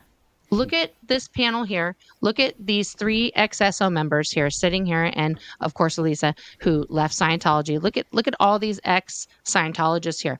We are out. We are in our homes. We are thriving in the real world. Okay. And here's the deal. You can leave Scientology and you can have a life that exists outside of that little tiny world that you're in. And it's amazing. It's Okay. amazing. And here's the other deal. I want you to know. A, you're not going to die. The whole world isn't going to collapse because you leave the org that you're in. And no one is going to hate you. Okay. Yeah. There is an entire world of X's out here that are waiting to help you. The Aftermath Foundation is here to help you. There's an entire real world here that is waiting for you, because all of the things that we held in our heart, that like the world would literally collapse, Scientology would collapse, all these things, none of that is true, because I left in 2002. Did Scientology stop going? No. Did the world stop spinning? Absolutely not. Nothing bad happened to anybody that I knew. I know, Laura. I keep calling you right? Laura. I'm like, but That's it's okay. Nora. Right. So Nora's amazing. All of Nora us is amazing. only got better Free will is after we amazing. left. Yeah, It come is out amazing. and enjoy So- the naked bike ride with us too. You know, you can even do that. We can totally do that as the next fundraiser. Yeah. I don't know. I mean, you don't have on to. that one You I don't may have to jump talk to my into other that deep end of a pool right away. That might be a little bit much. Like, you know, baby Toes steps. in the water. Baby Toes in the steps. water. Well, yeah. Just dip a baby toe in. But you know what I mean? Get a Like, little there's sunburn. so much out here that you haven't experienced because you've been told everything out here is bad, and it's just not. It's really not the case. And so I want you to know, like, if you're listening in and, you know, we got like a notification. I'm not going to drop a name of a Scientology celebrity who's also a second gen, but I want to say this to everybody who's dipping their toe in the water and like looking and lurking and thinking about this. Okay. And like maybe checking groups and checking things. Here's the situation. It's okay. You don't necessarily have to like follow. Okay. All of us, instead of blocking, we're not blocking anybody. We're not blocking you on Twitter or Facebook or Snapchat or TikTok or YouTube or anywhere. Please listen. Watch our YouTubes. Watch the TikToks. Watch Listen. the Instagrams. Listen and absorb. And listen, all of our emails are on our YouTubes. All of our emails are everywhere. Contact us. Okay, you can contact us anonymously from anywhere, and we are open to conversations. Okay, because we want to help you to understand this side of, what Reality, it's like the on the world. other side here. Mhm. Yeah, we'll because walk you we through it. know what it's like. We know what it's like over there, and we know what it's like to try and really make the walk to the other side. It's hard. It is extremely hard But we'll be to there. do that. We'll hold your hand. We're We'll here for support you. you. We are here Um, literally because Liz reached out to me and Vanessa 3 months ago. Yeah. That's why we're here. Mhm. Just to And, make and this Nora and we're I really have clear. a And we chatted, and And she was there for me Liz when and I are like was this. needing it. We're And we're We are don't like touch this. my sisters. pretty rainbow. I love That's you, right. Liz. And I told you. It I doesn't matter love if this Liz all so ends much. And tomorrow. I'm proud we're all of here this. for I'm Bob. proud of you. Yep. And we're Proud all of here for Bob everyone. because Absolutely. I'm here We for are. Bob because I lost my dad in 95.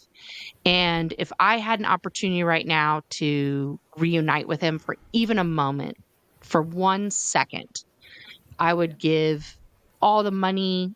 I would give everything Yeah, I would in the give up world. everything for 5 minutes with my Nana.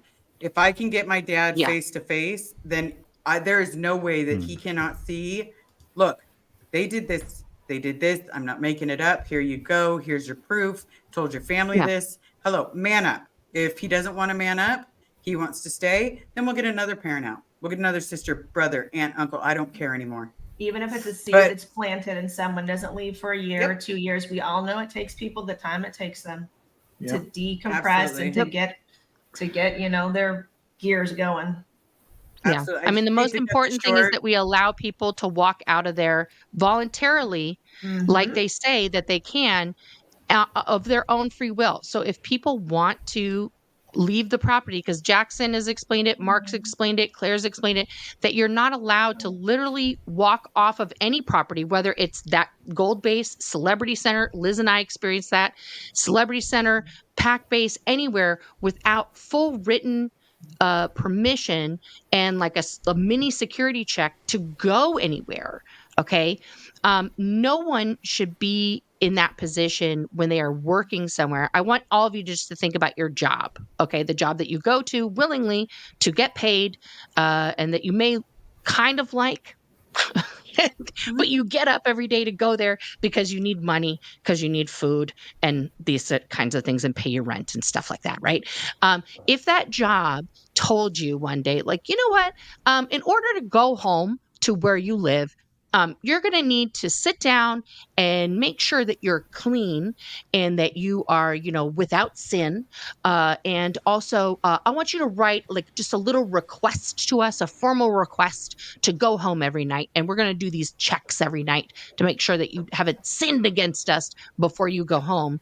And if you Nice. aren't clean, we're just not going to let you off this property. Would you stay at that job? You owe Probably the not. staff. Just be thankful that Right. you're not at the No. ant base where you actually have to hop the Yeah. fence and figure out how to get Sure. out. Whereas in Right. Los Angeles or any other sea organization, you can simply put Walk. the keyboard down, put the mouse down, get out of your chair, and walk out the door. And literally, Yeah. 5 minutes later, you will have somebody listening, willing to help you. How do you navigate this now confusing world you've walked into? Because you're going to have what I didn't have and what plenty of my other homies didn't have, which is immediate help. And Right. you'll, Absolutely. I comically will say you will be sitting having at a 5-star restaurant having a great frickin' meal for the first time in the longest time this Yeah. very night. Absolutely. If you simply just exercised Reach out. what has always entertained you in the back of your mind, what it would be like, when should I and when can I and can I make the plunge Yeah. of just plunging and walking out that door. And this isn't, this is just simply you. Scientology is Scientology. Everybody can believe what they choose to believe. Unfortunately, the Scientology Sea Organization world has been made very toxic. And what you are seeing is really seeing a very toxic environment. And your family out here loves you. There's people out here who will love you. There's a world that will totally support you. And yeah, you keep hearing this, saying the same thing over and over, and you're having to sit there, type it all up, and forward it in the reports. Yeah, Jackson and Nora and Liz keep saying how easy it is to leave, but this is what they're promoting. And as you're typing, you're going, should I, shouldn't I, should I, shouldn't I? You can do it. Finish your report, finish saying it, sending today's debrief up to Dave and to whoever needs to know, and then just log off so you can keep your security in. Don't leave your computer open and you don't get Yeah. assigned treason. But Yeah. You walk out and Come you have will dinner be- with an SP. You will help. You will be Absolutely. helped. Y'all comment. What do you think would be the best place? Like, what would be the best food to take someone to eat if they're just getting out? Whatever they wanna do. Where would you go? I want If you they guys wanna- to comment. if they wanna I go want to to see what people think. Yeah, if they Morton's? want to go to, Fabuloso. they want to go to Der Where would Wiener you go? Schnitzel. Where would take you them to take Der off? Wiener Schnitzel. They Where want to would go you to take Fabuloso off? in Los Angeles.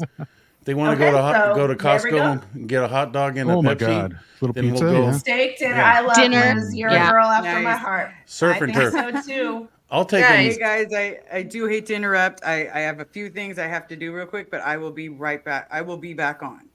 Okay. And I was gonna Love actually you. hate to interrupt too, because we have Liz Gale waiting in the Let's wings. go. Yeah. Little Let's Wall. go. Let's Right. swap one Liz Thank for you so another. much. Liz, I One love Liz you. Trading Liz. for We'll see you another. later, Liz. Gonna find you, see Liz. And hi, I know, Liz. there's Gonna lovely. get you, Hi, one Liz. There's Yay, lovely let's go. Liz. Liz. Hello, welcome. Hi, beautiful. Let me I loved your Welcome. comment. Steak dinner would be my thought too. I think. Oh, there you go. You're There we unmuted. Yeah. So I Yes. just want to fanboy for a really quick second. This entire panel, I have never gotten to be with you folks. So Alicia, Nora, Jackson, my Liz. hero Jackson, and Liz, and the other Liz who just left, Vanessa.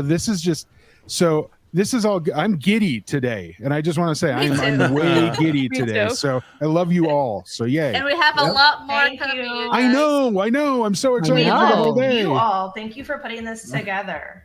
This is This is so amazing. So kind of you all. We so Hey, appreciate Lizzie. Yeah. you. Hey, Hey, you know who Liz. started all of this? Out there in you know Dallas. Who started all of this? You know who one day turned on his camera and said, "I'm gonna be on for 10 hours to raise funds for the Aftermath Foundation. You're welcome to join me, Thanks, folks." Chad. Clearwater Chad. Chad. Clearwater Chad. Man. Thanks, guys. He's Thank both, you. Both of them. And I Before can little tell Chad you, was born, yeah. both Chads. Chad's I can the man. I can tell you, He's Steve. He's having a little coloring party up there. Yep. I too What do have you- slept. I too have slept with Steve-O. I have fallen asleep with Oh. with your little ambiance Yeah. and your crickets and all that. It actually led to me Oh. downloading some other sound bites. It's like, wow, this is actually kind of cool. Oh. I didn't realize you just truly, you leave your camera live and you got the sounds of crickets and Yeah. I've added And people wind. chat.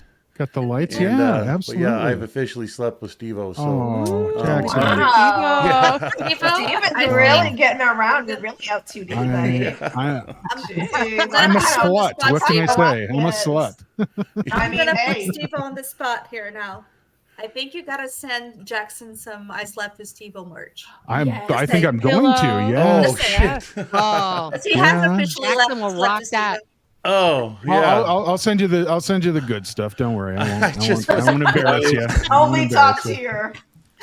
No t-shirt dresses. Trust me. Yeah, no I cutouts won't for do the that to nipple. any guy. Jail. No nipple cutouts or nothing. Just No, straight no, up no, no, t-shirt. no, no. Okay. I got you covered. You can make Right those on. modifications Literally. yourself. Yeah, Liz, are you going to the naked bike ride tonight? I mean, going to join Nora and I? No. That's what, I I'm am not not. going. That was his first question to me. Am I going to the naked bike ride? Like, that is not, there's a very niche group of Portlandiers that go to the naked bike. And Liz is a native Oregonian and she doesn't go to the naked I know. bike I know. ride. I like knows. to cheer them on Transplant. as they go by. Right? The She's like, idea good of job, riding guys. You know, a the bicycle person that I naked shaved my is head crazy. for, she actually came up from Southern California because she had Right. she had the double what do you call that? Vasectomy. Yeah, mastectomy, and she came up and partook in the naked bike ride. I didn't do it with her, but I'm just saying. Nipple yeah. tassels. There you go. Anyways, it's just It is Liz. a We were thing. talking about it because it's our local. Those it's that are one things. day a year is happening tonight, and But I think more people come up for the naked bike ride than actual naked native go on there. Oregonians. Oregonians. But I if think you you say can you're gonna do- go, we'll also go there just to watch. It and is. see. It's like a You whole free should. the booth. Because believe does that me, mean I'm also out- has to They're get all naked on a yes. bike? You should Yeah, totally no, go. full on naked. Yeah, no, it's fully naked and people ride their bicycles. Now, I will say there is, and correct me if I'm wrong, Liz, I think there's a higher percentage of women participating in this than men. Yeah. And maybe there are some men.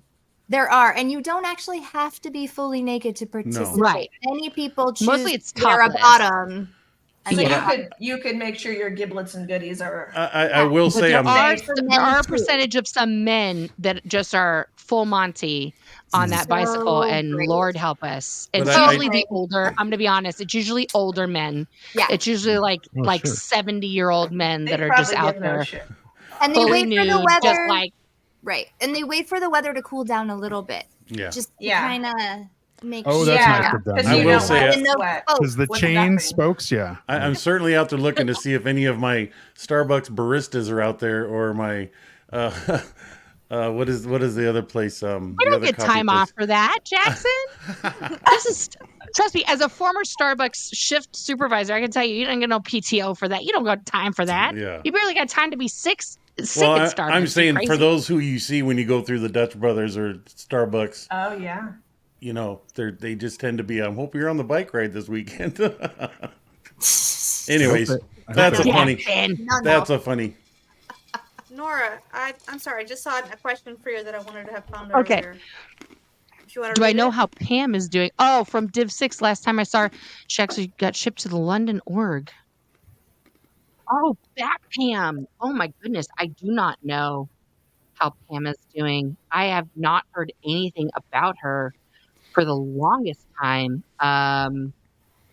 Yeah, no clue. I haven't seen her since I went to the RPF. The last I heard was that she wasn't doing well, that she had gotten shipped probably to like the old people house. There is a house on Fountain Avenue where they put the like people who cannot do work anymore. And then they just like there's no retirement. Like there's no old age home for SEERG members. There's no retirement plan. So either if somebody gets like severely ill, they kick them out. And then if somebody doesn't have like any family or something like that or whatever, they will put them in this place, which is the MLO house, Medical Liaison Officer house. And they just basically stick them there until they die. And Aaron did like just a very short part of one video where he was talking about, you know, awful practices of things that they do to elderly people in the Sea Org. Because when they know somebody is just basically going to die or drop the body, as they like to say in Scientology, because, you know, nobody dies, really. They don't die. We don't celebrate that. We don't, you know, they just come back because everybody comes back. They will do horrible things to elderly Sea Org members, like just take out massive amounts of credit cards in their name and run those up. Because they're going to die anyway. It doesn't matter. They don't have any family. And just, you know, spend all the money on the bridge and things like that. And then when they die, it doesn't matter. It just gets written off. Just credit card fraud and The terrible most things. ethical group on the world. It's And like Liz- putting an old horse out to pasture. Yeah, They're just like, bye. Basically. Good Yeah, luck. I you- hope you don't live too long and you're not too expensive. you got your work I mean, as hours an out ex- of this person, yeah. and let's Yeah. put them out to pasture and give them the cheap As an grass. example, Catherine Spolino's parents are Mhm. in that house right now. A good friend of mine who I trained with at Flag apparently is there. She's young. She's barely in her 40s and apparently is in that house right now. And I don't have a way to contact her. I wish I did. So people with any sort of like incurable disease end up there. They don't end up in a proper medical facility. So Pam may have ended up there. She was already in her 60s when we knew her, or maybe just like she was, you know, may have just been my age. You know, everybody was old when we were there. But yeah, she already Alex? had like some sort of heart condition. Yeah. Alex asked, what's Pam's last name? If she was a London org, maybe he can help locate her. Alex, I'm going to think on that and then I will get back to you. I'll text you later. And hey, Liz. So, what are you bringing to the party today, girl? I haven't seen or talked to you for a while. What's going on out there in your neck of the woods? And yeah, hey, Liz.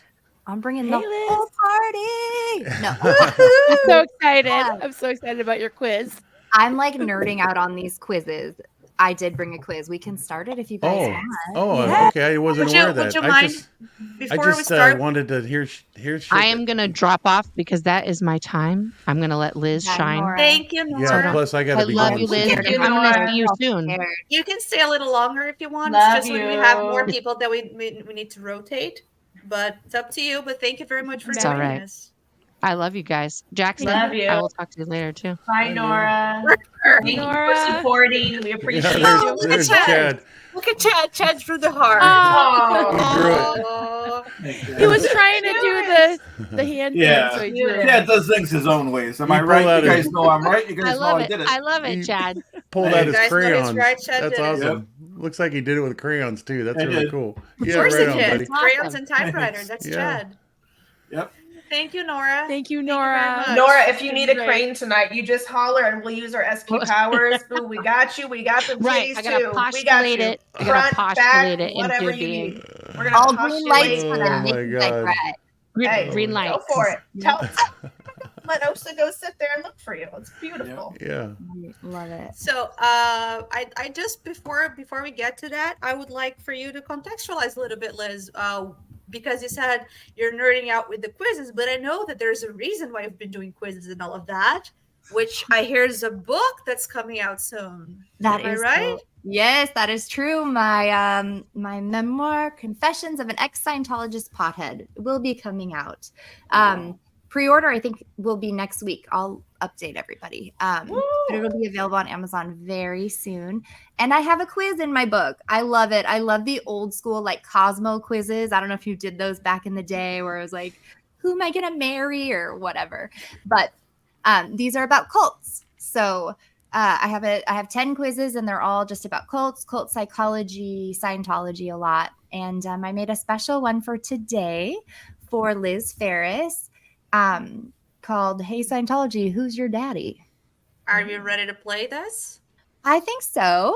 You Okay, I guys have a haven't seen question. any of the answers, right? I accidentally saw the first one just Okay. because it was testing No, I on the didn't. thing, but I'm not gonna be on camera because I was hoping Steve would be able to control the slides because I think he has 2 monitors. I don't, so I won't be able to see you guys if I'm doing the Aw. slides, but I'll be able to hear you, and you just needed to cue me when to change the slides. Okay. So everybody in You chat can wants to think play so. along, and you guys, and is that for everybody, or is that only for Never Ends, or is that for Who? the The quiz? quizzes? Yeah. This is for anybody. Yeah. Okay, it's because gonna I be think about- ex-org members have We'll an try advantage not to there, be. but Yeah. We'll try to give We'll others a see. chance. We'll see. we'll see. Okay, so Yeah. but I won't be on screen. I won't be looking at the screen. So That makes me you sad. guys, let me see if I can do this. So can we get No, help that's from not the what I chat? want. No, this is what I want. Yes, No, absolutely, Marilyn. Okay. this is what I want. I There are think. multiple Chad chat and I- choices. Chad's Chad. coloring. Look at Chad. You guys caught me. Okay, let me see if I can do this. Oh, I could have. Ooh, wait a minute. I think I can do something else here. I think you might be able to share. So because we're talking about Liz Ferris's father, I tried to make this focused on fatherhood in Scientology and fathers in Scientology. So hence the Good idea. Who's Your Very Daddy? smart. Oh, I should have seen this earlier. I'm not going to be able to do that now because there's a way to present slides instead of the screen. Yeah. Okay, so I'm going to ask you guys for 2 minutes. I'm going to Okay. put this back like this. You guys can talk for 2 more minutes and I'll be. Well, I was going to say that Steve Britton said regarding the naked bike ride, there are those who should and those who shouldn't.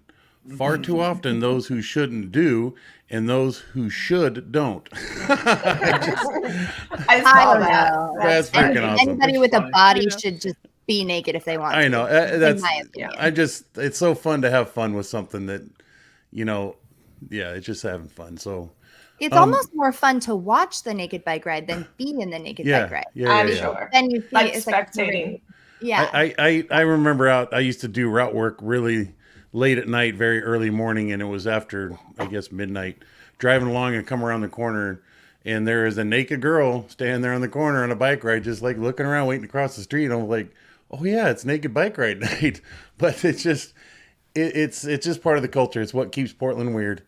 And so back to that. Liz, you had said to your title, did your family have a pot farm out there or something, or Cannabis was a huge part of the final falling out with my family. Yeah. Oh wow. On our timber ranch, there was not enough timber left. Like it had been logged, and there was there's going to be a 20-year gap.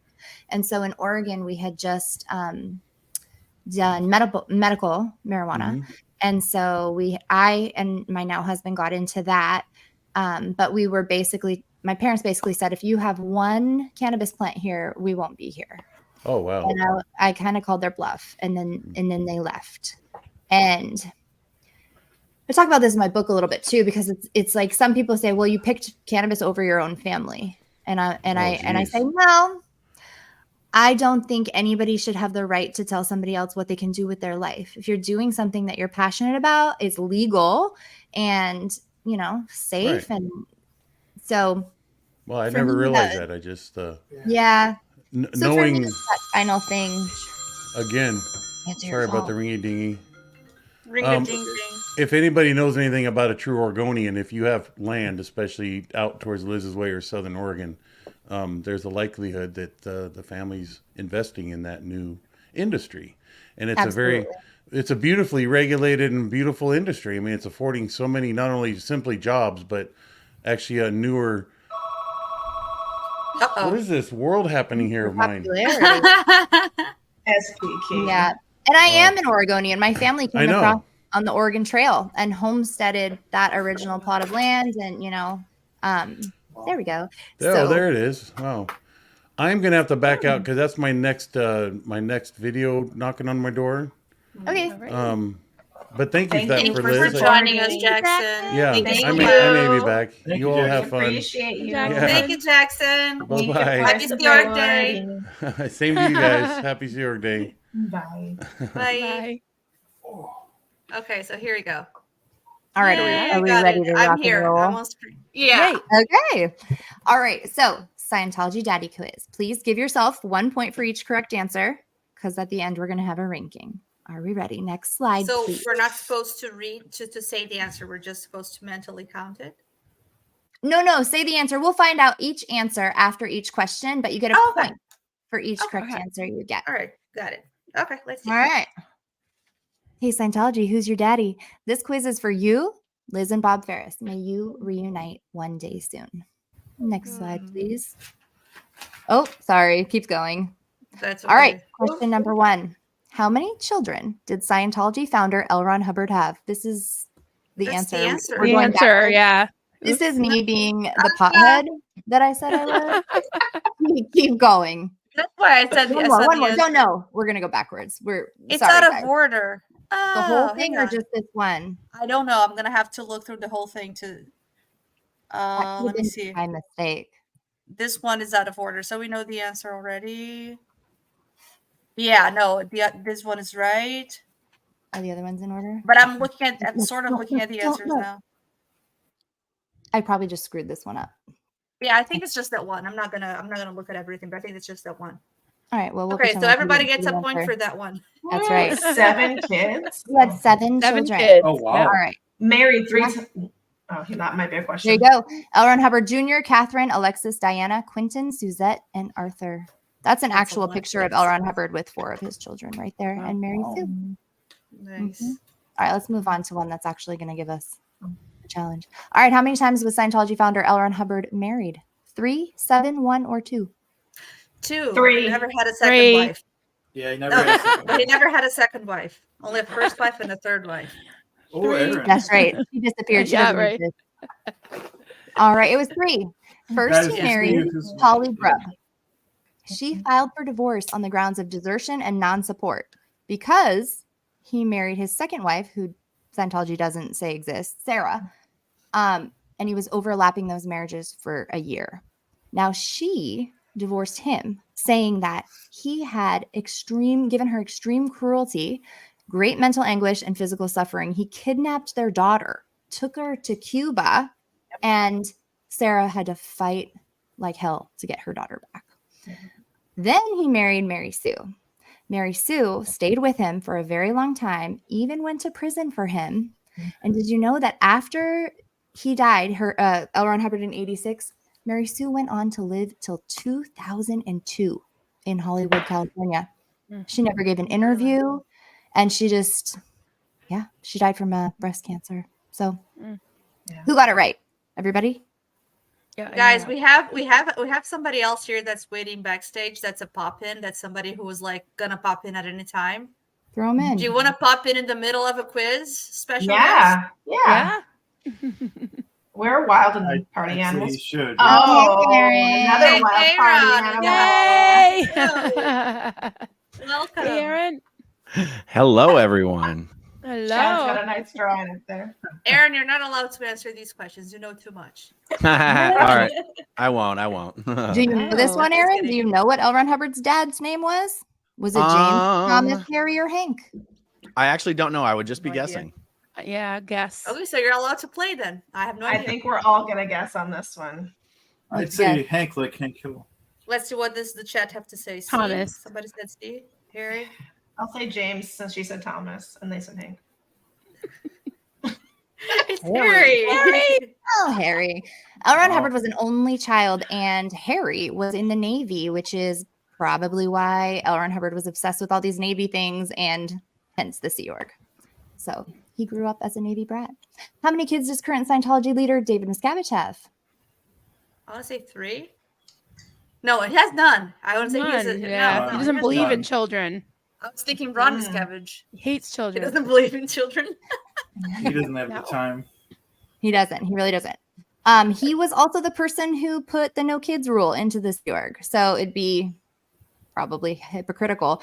I think he knew how deplorable the situation was that he just wouldn't have kids and put them in there personally. But thank goodness he has no children. Can you imagine? Can you imagine being that kid? That's a great point. I had always just been running with the idea that, of course, he never had kids because you couldn't. But he was in the Sea Org during the time when you could. So he totally could have had kids. Yeah, and if we go by Scientology's own standards of the tone scale, his non-interest in children, his disgust of children is actually very down tone. That's true. So he's slacking.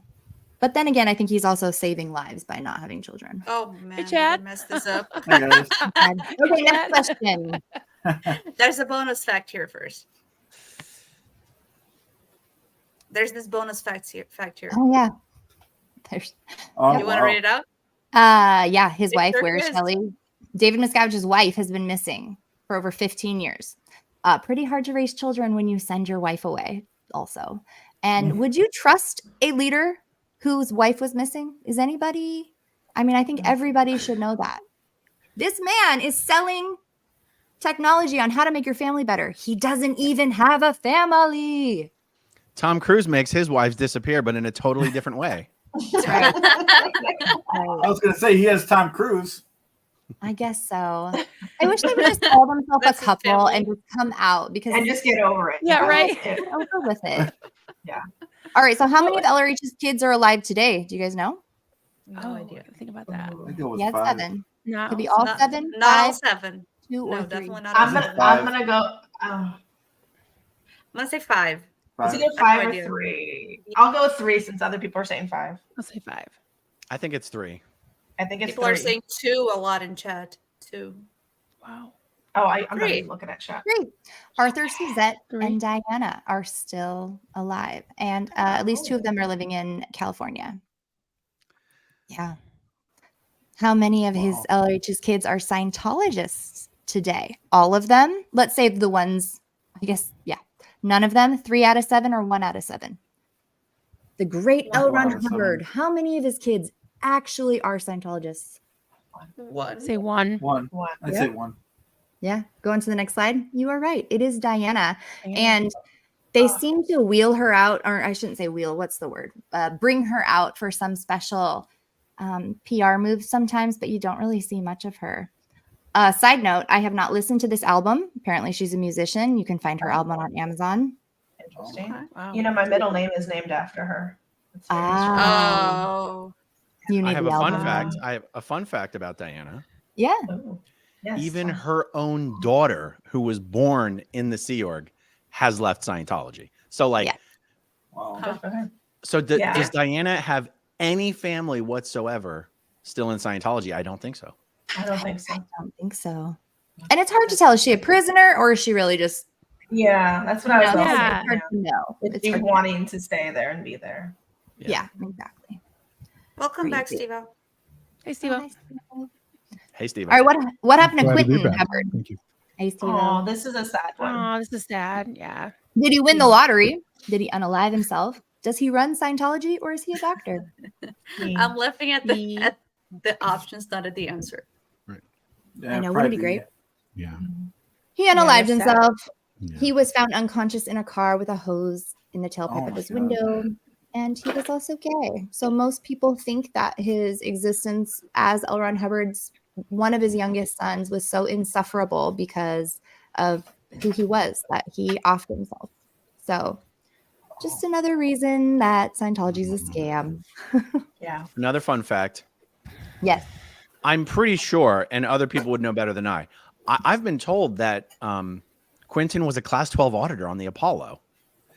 And so it's one of these things where, and I'm told everybody knew he was gay. Mhm. And so you go, so what was going through L. Ron Hubbard's mind? Right. As like we've heard that he was disgusted with Quentin for his gayness and whatever, but yet he still had to be a class 12 auditor on the ship and associate. Like it's just strange, right? Yeah, but I think that this is what I think. I think he was probably trying to use that Scientology to like cure him, right? Because that's the attitude that I've what I heard and seen is like, oh, well, it's okay if you're gay, we'll fix you. And so maybe he was trying to do something like that. I read the quote that L. Ron Hubbard said when he found out that Quentin had died, and it was something along the lines of like, this guy's making trouble for me. Like Stupid problem, effing kid. giving or me the problem. stupid kid. Yeah. Mhm. You didn't And care so- that he was deceased. You know, they say keep your enemies closest to you. Maybe he was just trying to like control Quentin by putting him up the bridge, and then I So wonder if he was it's jealous interesting. of them too. Well, Everyone it's interesting loved because Quentin, from what I've it heard. it's another thing that tends to indicate L. Ron Hubbard actually believed his own bullshit. If he actually Yeah. thought his bullshit could ungay Quentin. that's Yeah. true. Or he just wanted him close and in session, so he was controlled. That could be. That totally. I could don't be. know. It's hard to think like L. Ron Hubbard. It's really hard to put myself Manic. in that mental space. That's Did a he good put thing, I his think. children in high positions as like a PR thing too? Like these are my kids and they're doing so great because Well, yeah, but I early invented on, Scientology. yes, early on he did that. He had L. Ron Hubbard Jr. working very closely with him, and that ended in disaster. Yeah, because I when saw L. Ron those stuff. Yeah, when L. Ron Hubbard went into hiding, his son tried to take over and was suing him and telling the whole world, you can see it on YouTube, that he did drugs, and they were doing, I forget what kind, but they were doing hallucinogens to come up with these past life history of man, the origin stories of humans and Earth, that it was all a drug-induced occult trance.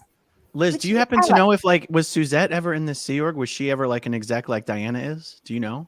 I do not know. I do know that she is still alive today, living in the LA area, and she's What never about spoken up. what about Arthur? Was he ever I mean, he had to have These are been great in the Sea Org questions. as a kid, right? Like I just don't even know. Do you happen to know? I do not know. The old pictures I've seen, though, they were all raised at St. Hill. So Right. of the youngest four, Mary Sue's children, I should say, were all raised at St. Hill. So if they had gotten out, what a testament to them, because they would have been indoctrinated since they were very, very young and probably given special treatment, special,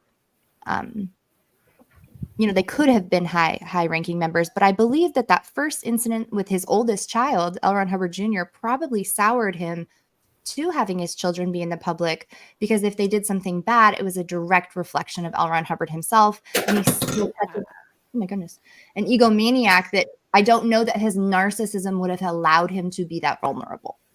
Right. So I don't know. That's what I think. Weird. Okay, next question, por favor. True or false? Scientology teaches marriage and family courses based on L. Ron Hubbard's technology. A man that was accused of bigamy abuse, married 3 times, had a child commit suicide, and only has 1 left. True. How to Save Your Marriage was his booklet, right? Yeah. They have so many. These were just the first ones that I could find. Having a happy Wow. baby, successfully parenting teens and tweens, creating a successful marriage, and successfully raising children. Hey, Tom Cruise, I think you're missing a few, doing a few courses. I heard the original title was How to Save Your Third Marriage. Yeah. They You redid really did. that. Where's the By having throwing the your divorce? wife under the bus and letting her go to prison. Put her in seclusion Exactly. after she goes to jail for you. Exactly. That too. Actually, can we go back to that last slide for just Oh, a sure. second? I'm sorry. I think I'm probably preaching to the choir here, but I just want to highlight how actually bonkers and insane it is that Scientology is continuing to sell these courses. These are introductory courses. So when Scientology says we're not expensive, anybody can afford us. These are the courses that they're talking about. And so they cost what, $50, $75. And when you go in, you think that Scientology has the answers to these, raising children, having tweens, all this stuff. But you got to check your source. It's all coming from a man who was married multiple times. Every single wife he had, he did dirty. So I just want to bitch about that for a second. How to successfully parent tweens and teens must end with routing your child into the Sea Org. Yeah. Or unaliving, because or you could ship them off to a boarding school. Yeah, exactly. And this having a happy baby thing is really, really, really frustrating to me. So I don't know if you guys know this, but I have my degree in early childhood education and child and family studies. So the age of 0 to 5, I've come to be very passionate about. I think that who we are, how we trust, so much of what we believe is really solidified in those first 5 years. And so we're very vulnerable. And some of these, I don't know if you guys know what an R factor is. It's called like a reality factor, where you're like telling somebody how it is, And part of that's, I don't know if it's in this course, but it's like you just tell a baby like, you're okay, as a solution to their crying. Like, you're in a crib, you're in a new body, like you're fine. And that compassion is just very devoid of that. Makes me feel very sad. Yeah. Yeah. Because you're a mom now. Yeah. And a human with feelings. Yeah. I wasn't always a human with feelings. Yeah. They didn't like it very much. No. All right. Where is Scientology's top secret gold base located? You guys probably all know this. Yeah. South Africa. Arizona. It's in California. And this is where Liz Phair, back to Liz Phair. This is where Liz Phair's father, Bob, is. And this facility. Now, I have never been there. Is this the one with the razor wire?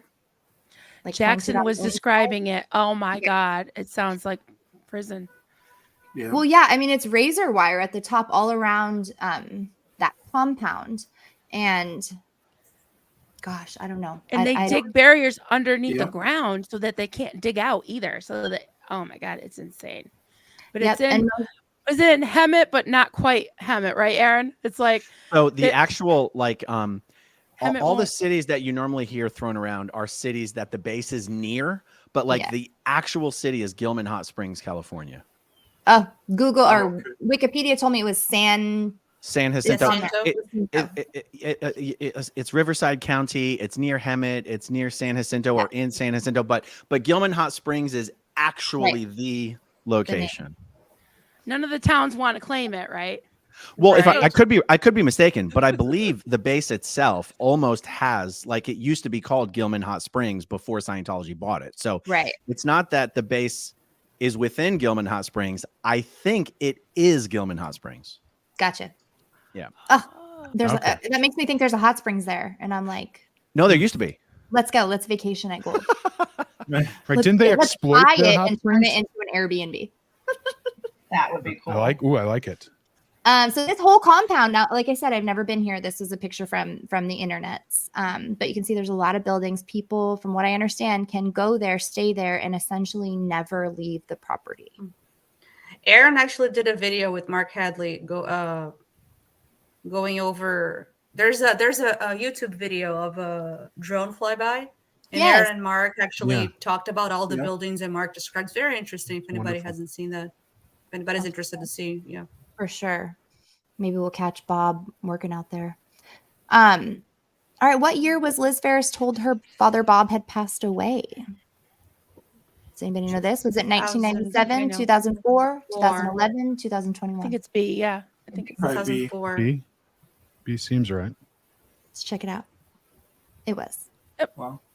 It was. Now, correct me if I'm wrong here, because Liz Phair was told one day that her father was dead. She called up to talk to her dad that she had been having weekly conversations with. Please jump in if I'm getting anything wrong here. And she's like, hey, can I talk to my dad? And they said, oh, sorry, your dad died.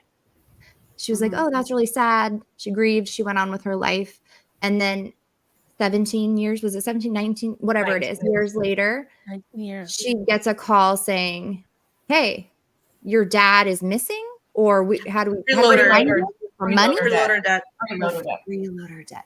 I see. And that must have really confused her. And then she said, I thought he was dead. And then they hung up. And then they hung up on her. Yeah. Well, I mean, She said, "Are you 19 collecting?" years. She said she thought they were collecting on dead people, and that's why she was confused. She didn't assume he was alive. I don't think, from what I remember. I think she right. She thought the they policy had changed the policy. Yeah. Right. Yeah. Which is actually really interesting to think about. So if you left the Sea Org, now wait, whoa, do you get a freeloader debt for dying? Like if you came back to the Sea Org in your next life and you're like, hey, I'm back. They're like, you owe us all this stuff? Or is that what it's like, clean slated again? That's actually, well, the answer to your question is no, but it does raise a good point, right? Because if you come back next lifetime, theoretically, they don't go, hey, first you got to pay us for what you did last lifetime. But if you leave the Sea Org and you want to go back in the Sea Org, they make you pay your debt off before you come back in. Oh my God. Oh, that's right. That's right. That's so insane. Do you know, everybody in my family pretty much went into the Sea Org very young and then left. So freeloader debts are like, everybody has college debt. Everybody in my family has Freeloader debt. Yeah. And sadly, you know, so many times like my parents or my aunts and uncles will pay on behalf of their children because they don't want their child to miss out on Scientology. And, you know, this has put such a financial strain. Like we're talking $30,000, $70,000. These are for people who joined the Sea Org at 14 or 13 and left at 20. And they are charged for everything they did as a minor. And if they had extra stuff done. So when I was on staff, I broke up with my boyfriend and I have some attachment issues. So I went into auditing. And so when I left after 6 months, I had a bill for $4,000 when I left CC. And that's nothing. That's peanuts compared to a lot of people. It's pretty good for 6 months. But they tell you can't go back. You can't do any more Scientology. And if you believe in that, they're holding your entire salvation over your head, which is so asinine. And I think it just goes to show what their priorities really are. Money. Always money. Money. Okay, I think we have like 2 more questions. I want to say hello to my fellow Brazilian. Hi, Koi Karine. Hi, Karine. Karine? I just get so excited when I see Karine on chat because I feel like I'm not alone. Yeah, Karine. I say Karine because she's Brazilian. So I love it. That's Let's great. go.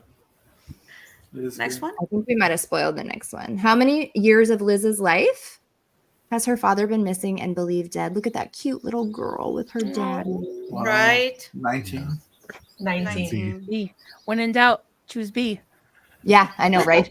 I think that's like some weird psychological thing. It was too many D's. I changed them, probably all the B's.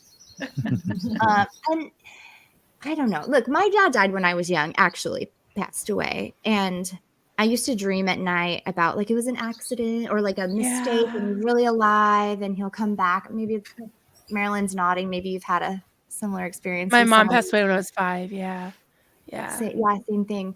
And so now that this is actually really happening to Liz Ferris, I can't help but like want to support her, want to get on that train because it's an opportunity. I think that so many cult survivors, so many people who've lost somebody young, so many people that just wished they could get that one more day with that person they love. It's like a chance for us to help somebody do that. It's never going to happen for me. My family's long gone, but it could really happen for her. Yeah. So it's inspiring. Yeah, and the fact that they're like, he's alive, but you can't see him. Oh, I mean, it's like your dream is to find out that your loved one is alive, and then just holding it. Oh my God, it's just the cruel. Yeah. It's just one cruelty after another. Trauma on top of trauma on top of trauma. When you think trauma, avalanche. Yes. Yeah. But I think they're lying to him. They're lying to him about her. We probably too. The only chance is like to get them together without us, without the SP, without OSA, and just see what's left of that just very human connection of a father to a child. I really hope that she gets that opportunity. Now, do you think he has tried to leave because of the freeloader debt? I mean, was he trying to route out? Was he trying to escape? Did he blow? What? It sounds like he Sounds like he blew or tried to. Yeah. Aaron, you might know more. It certainly seems to me that the only reason for them to be making phone calls like that is to find out where he might have gone. And the fact that Liz's mom, I'm sorry, Liz, the fact that Liz's mom said she had a similar phone call about 10 years earlier, it definitely seems to me like he's attempted to blow a few times. Yeah, and sadly, you know, having grown up in this myself, you can be strong and you can leave, and then that weakness kind of creeps back in because those very early beliefs about yourself or about I need Scientology, I'm going to fail without it, or you just bump into a regular human emotion. You know, being a human's hard, and Scientology tells you like you don't have to feel any of those things. You'll be fine. You don't have to feel angry. You don't have to feel pain. You don't have to feel sadness. Come with us. And so when those feelings creep in on you, it can be very easy to go back to what you know. So I wouldn't be surprised if Bob Ferris has been in and out and in and out. Sadly, when he was out, he either didn't know he could reach out to his daughter or I don't know what he was thinking. But next time he's out, he needs to Google himself. He's been in for 50 years. Yeah. And, you know, that's like similar to my parents. That's all they know. Yeah. And it's almost like a fracture. I know how hard it was for me. And it took me, you know, 2 decades. And so some people don't have that much time. Like somebody like, for my example, my parents are very diehard true believers. And I had to walk away and say, I'm never going to change your mind. And the minute that you start to question Scientology is going to be so hard and so painful for you that your entire life is going to fall apart and you're going to fracture into a million pieces. And if you do that on your own, I'm here for you to pick it up. But I'm not going to make you go through that. That's on you. It's brutal. It is brutal. Anyway, I think we have like 2 more questions. I'm gonna have to jump, guys, for an interview, but if I can come back in later, I'll come back in. Yeah. Thank you for your Whatever you support. Thanks for joining. See you later. Thanks, Later. Aaron. Okay, let's go next. All right. What will the funds from the Save Bob Ferris fundraiser be used for? A, transportation to and from Gold Base. B, legal counsel. C, investigations. D, ongoing support. Or E, all of the above. All of the above. Yes. That's right. And this is, again, just a reminder that when you guys donate to the Venmo or the GoFundMe, this is what it's going to be used for. You know, Liz needs to be able to have her face and her body presentable to her father probably over and over again and go down there so that he knows it's real. He starts to feel safe. And like that takes time, that takes money. And there's not just the money aspect of it, like to have a fundraiser like this and even $1, $5, it gives the energy support. You know, these are very emotional times for Liz. I'm speaking on her behalf. Maybe I shouldn't, but not just the money of it, but like the emotional support there and just showing up for her is priceless. So you might think it's only a few bucks, but the effect you're having is worth far more than that. So much more. I agree. Yeah. Yeah. Absolutely. Okay. Ooh. Let's count your score. I Did anybody didn't keep track? count. No worries. If We're all anybody winners. Okay, let's No, wait yeah. for the chat to see. Did anybody out there, do you want to, I don't know if you guys want to share or should I just show the slides or? It's fine. Just show the slide. No worries. Okay. All right. If you got 0 to 4 points, premature papa, you're just beginning to peel back the enigmatic layers of L. Ron Hubbard's fatherly fuckery. Keep at it. The rabbit hole runs deep. If you got 5 to 9 points, yes, fuckery. This is an official term. It's a word. It is. I love it. Fatherly fuckery. Fatherly fuckery. That should have been the name of this quiz. 5 to 9 points. You're a decent daddy. You're digging into the Hubbard psyche and uncovering knowledge, parenting nuggets with your finesse. Prepare to be disgusted the more you learn. True that. And the real winners, 10 to 12 points. Scientology's savvy sire. I think I spelled savvy wrong. You know more about being a dad than L. Ron Hubbard, Xenu, and David Miscavige put together. Nice work. Just don't walk in their footsteps if you can help it. I don't know why, but and then here's a link. If you go back to that. I had so much fun. That's fun. It's great. You I did. don't know why. I loved it so much. And then I was like, that baby's screwed. So I know. screwed. Because don't you man. choose your parents in Scientology? Like you're a Thetan, like Yeah, flying around. Absolutely. I think I Right. choose Xenu. I think I choose Xenu. Even I was going to say with the Xenu gets a volcano. bad rap here. Yeah. I know, right? Out of the choices here, I think I'd go with Xenu as well. You know, I actually grew up not just believing that I was a past life Scientologist, but I grew up believing I was a very specific past life Scientologist. I grew up understanding that I was my own grandmother. Oh boy, Ah. pressure of that. The grandmother who got my entire family into Scientology in the 1950s. And it has taken me so long to come to terms. Now but if you'd asked me 10 years ago, it's like, well, if I was her and I got my whole family into Scientology, then I should only be mad at myself for doing that. And Oh. so, yeah, it's very strange. That's very mind. confusing. Very, very It's confusing. a So your mind. grandmother passed away before you were born. Yes.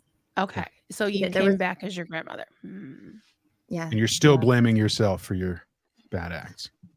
You know, I don't know if I'm really blaming myself. She's Okay, well, Here. taking accountability. She's working her way back into the group right No, So- it's a fair question, but I feel the responsibility now to get my family out because I think, well, That's fair. if I got them in, I'll get them out. So you're a third gen, but and third gens are very rare. And right. And I just want to commend you two and Aaron and everybody that was on that were parents for breaking the cycle. Right, Alicia, we're always talking about that, breaking the cycle. Because I escaped from a cult with my kids, and I was a second gen, so I'm a parent of three. You're third parenting in a gens. way that you were not parented, and so you're learning it completely on the fly on your own. Yeah, making a lot of mistakes, but No, it's trying okay. my You're doing darndest. good. The fact that you're here is amazing. That's why everyone loves you. Hey, Kelly. Kelly! Hey, beautiful. Helicopter, another second gen, Yeah. another survivor, another love it. survivor. Yeah. So just to finish up the slide yeah. here, we had the last slide. Oh, right. You had the link, right? I don't think it's a Well, live link on your screen. You probably have to No, go. but into it the but it description. no, but Yeah. but you can copy that and paste it. Yeah. Or Or let me remove this. How do I do this now? Or where is it? Where is it? Here. There's a QR code. Is it under me? Am I Yeah. mirrored? I don't know. That's Yeah, right right under under Liz. Liz. Under Liz. Right under Liz. All right. Nice. Well, and hopefully you guys enjoyed this quiz. I mean, I like to Yeah. have fun So and I like to fun. make jokes, but at the end of the Great, yeah. day, we are here for Liz. Somebody said they're Yeah. too easy. Well, I'm going easy on you. I don't would want be to good. I like like it. come Yeah. in No, hard. I like it easy. I have 10 full quizzes like this that I'm going to do on lives on my channel. I'm going to have Chris Shelton, Aaron's going to come on. Nice. Lisa, we'll have some fun with it, but It'll they'll be get so much harder and fun. harder. One of them That'll will be be the fun. Scientology master quiz, and I dare you to try it. I dare you. Oh no. Mwah. There's like the levels for never ends. There's the levels for Yeah. the ex public or an ex Sea Org. You know, like I think there's. And there's a few about psychology, specifically about psychology. I know, like I said, I'm an early childhood educator, so I really like things that are visual and interactive. And Happy Chatter Day. I like this, Kelly. Happy Chatter Day. well, guys, I think that's almost my time. I've Well, this has been told my great. You're children welcome. I'd be here for an hour. Okay. You're welcome to stay longer if you want to. If you Yeah. want to chat a little while Plenty of longer. little spaces. Yeah. Steve of Maryland, if you guys want to take a look at the start questions, I don't know if there's anything specific for Liz, but maybe there's something that she could answer, unless she has to go right now. No, I'll stick around for sure. If there isn't anything specific for Liz, get some in there right now, folks. Really There you good. go. That's Hey, your chance. Liz, That's I've your got a chance. question. Did your parents think that any of your kids, because they were so That's for the mature when other you had Liz. your kids, did they Oh, think that your whoops. kids Oh, were sorry. other Scientologists? That's for Liz Ferris. I'm sorry. Okay, I'm sorry. sorry. I didn't read it. I just saw Liz. I know it's confusing. So many Liz's around here. Sorry.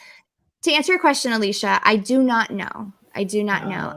I do know that the day that I told my parents I was pregnant, I came home and said, "Hey, guess what? I'm pregnant." And they weren't thrilled. It was a surprise, and I was 22 too. So I'll give him a little leeway for that. But my stepfather told my now husband, first time he'd ever met him, told him, your child will be a Scientologist, whether you like it or not. It's so aggressive. Yeah, Wow. very, Yeah. very, very aggressive. Yeah. Of course, a huge red flag. Yeah. Yeah. But so I don't know what they thought he was gonna be like before he was born, but they certainly had plans for him after he was born. And sadly, that moment was a big red flag, a big moment for me when I realized that I'm not gonna be able to trust my own parents with my child. Yeah. You know, and as a mom, I think just as a human being, like that's a really sad thing to realize. But it's also it's also an important step in leaving a high control group or leaving an unsafe situation. Because I don't know about for you guys, but I was abused so much and I didn't leave. I was trouble and I talked back, but I didn't actually leave. But when the idea of that happening to my child, Yes. I just You was can't. never no. Yep. And the idea of him walking in my brother's footsteps was so incredibly scary to me because I'm like they would raise him the same way my brother was raised by the book. So anyway, huge rabbit hole, but I'm sure glad that my kids were not exposed to that. And Marilyn, I'm sure that you worked so hard to get your kids So hard. to a safe place too. Congratulations. Good You're a job. great It took mama. a while, but you know that mama bear inside of me, and I know with both of you ladies as well, is that you can take a lot of abuse, but when you see your kids going through it, it's like, no, okay, that's enough. Yep. Yeah. Exactly. Has to be some distance there. Yeah. No. Liz, on a little lighter note, do you prefer sativa or indica? Indisa. I don't know how to pronounce that one. Indica. Indica. Thank you. But that's not my preference. That's just how you pronounce it. Honestly, I like a sativa. Sativas are a little more high energy, a little more creative, and the indicas are more pain, more relaxing. So I definitely am the kind of person who likes to smoke a bowl and go do things. So if you see me out in the world, watch out. No, just kidding. Good for you. Naked bike ride tonight. Yeah. That's right. That whole naked bike ride is going to come down the road. We're in Portland, Oregon, in a huge puff of smoke. Oh yeah. That's funny. Alicia Alicia says Drew says- Barrymore. Yeah, I Yeah. get that a lot. I see Yeah. that. I see it. 'Cause, I do. I get that a lot. I grew up watching Drew Barrymore too. We both have kind of a sideways talk. You're both Well, hey, adorable. if you know Drew Barrymore, tell her to have me on her show. We'll talk about You're my Oh, both that nice would be and cool. Very, That would very be lovable. Totally see that. Kat Yeah. Andy would like to know, what is that giant cup? What brand is that giant cup of yours? It's Walmart brand. It literally is Walmart brand. Means That's funny. There you go. but it works. It's fine. Oh yeah. Yeah. Very nice. Steve Britton would like to know, Liz, when you grow up not knowing any different, you think it's normality. So why would you leave? Oh, that's kind of a question and kind of a comedy question. Kind of a common, yeah. Yeah. Well, and this is why, high control groups in general don't want their second gens to be educated. They don't want them to leave the group or be exposed to outside things. And then you have this very high level of control. So it's like keeps going round and round. But if you crack that cycle and you see the outside world at all, it falls, the facade falls apart pretty quickly because they're full of crap. Totally full of crap. Here's a more I don't know, Scientology question from Lone Dinosaur 13. Why do you have to sign a billion-year contract every life? Why doesn't anyone ever claim to have already worked 1,000,000 years? Anyone? That's a good question.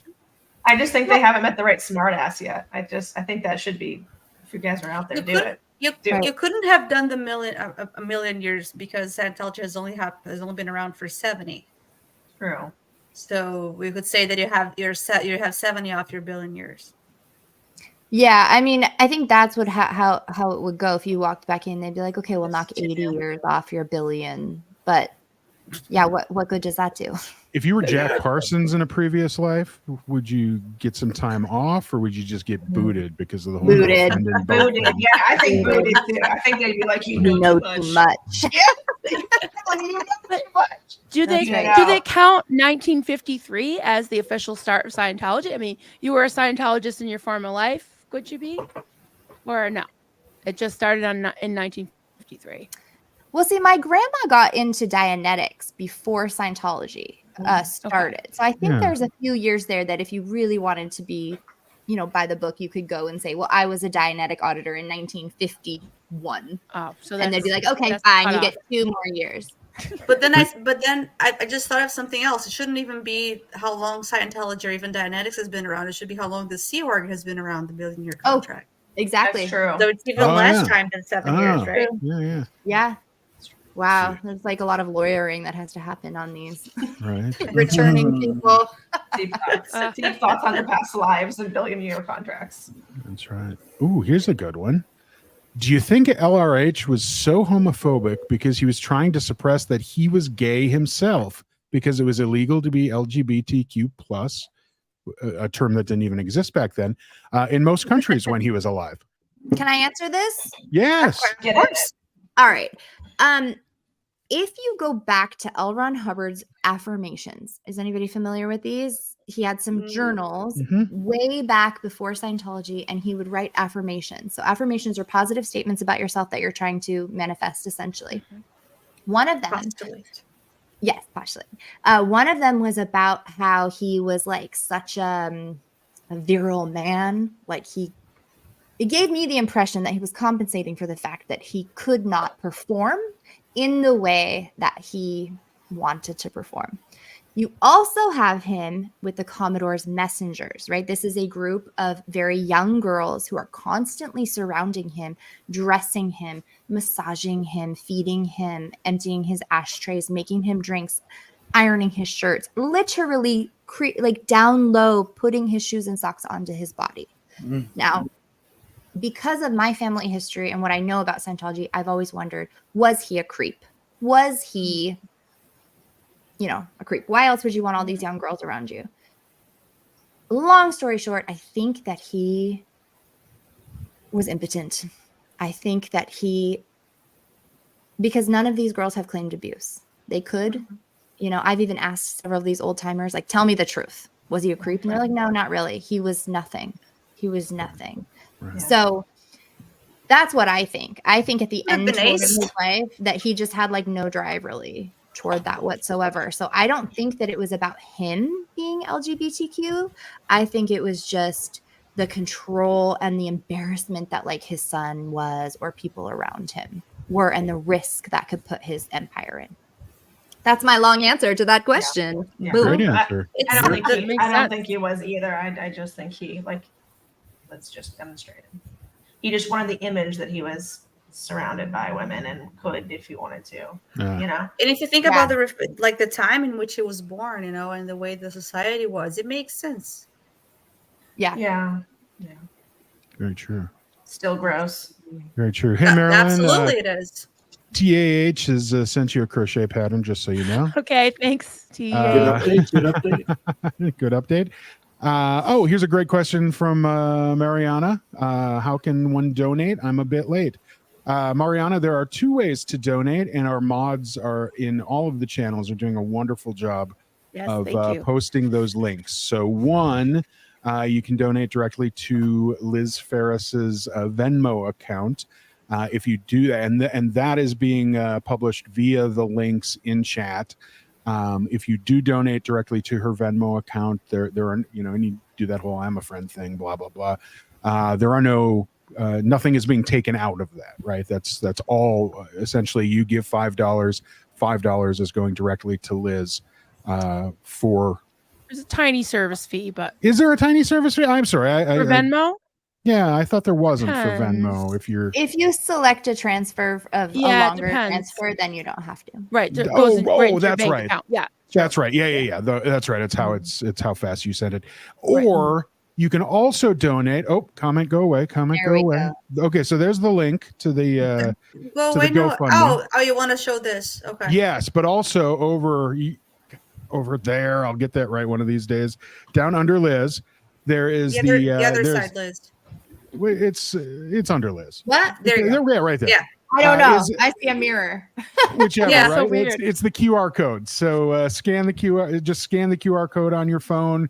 Do the whole QR code thingy, and that'll take you right to the GoFundMe, and you can donate there at the GoFundMe as well. So there is a tiny little service charge there, but it's so much less than if you were to donate through a super chat through YouTube. So, which is why we're saying, regardless of what channel you're on, regardless of where you're watching, don't do a super chat or a super sticker today. Just let's forego those and go right to the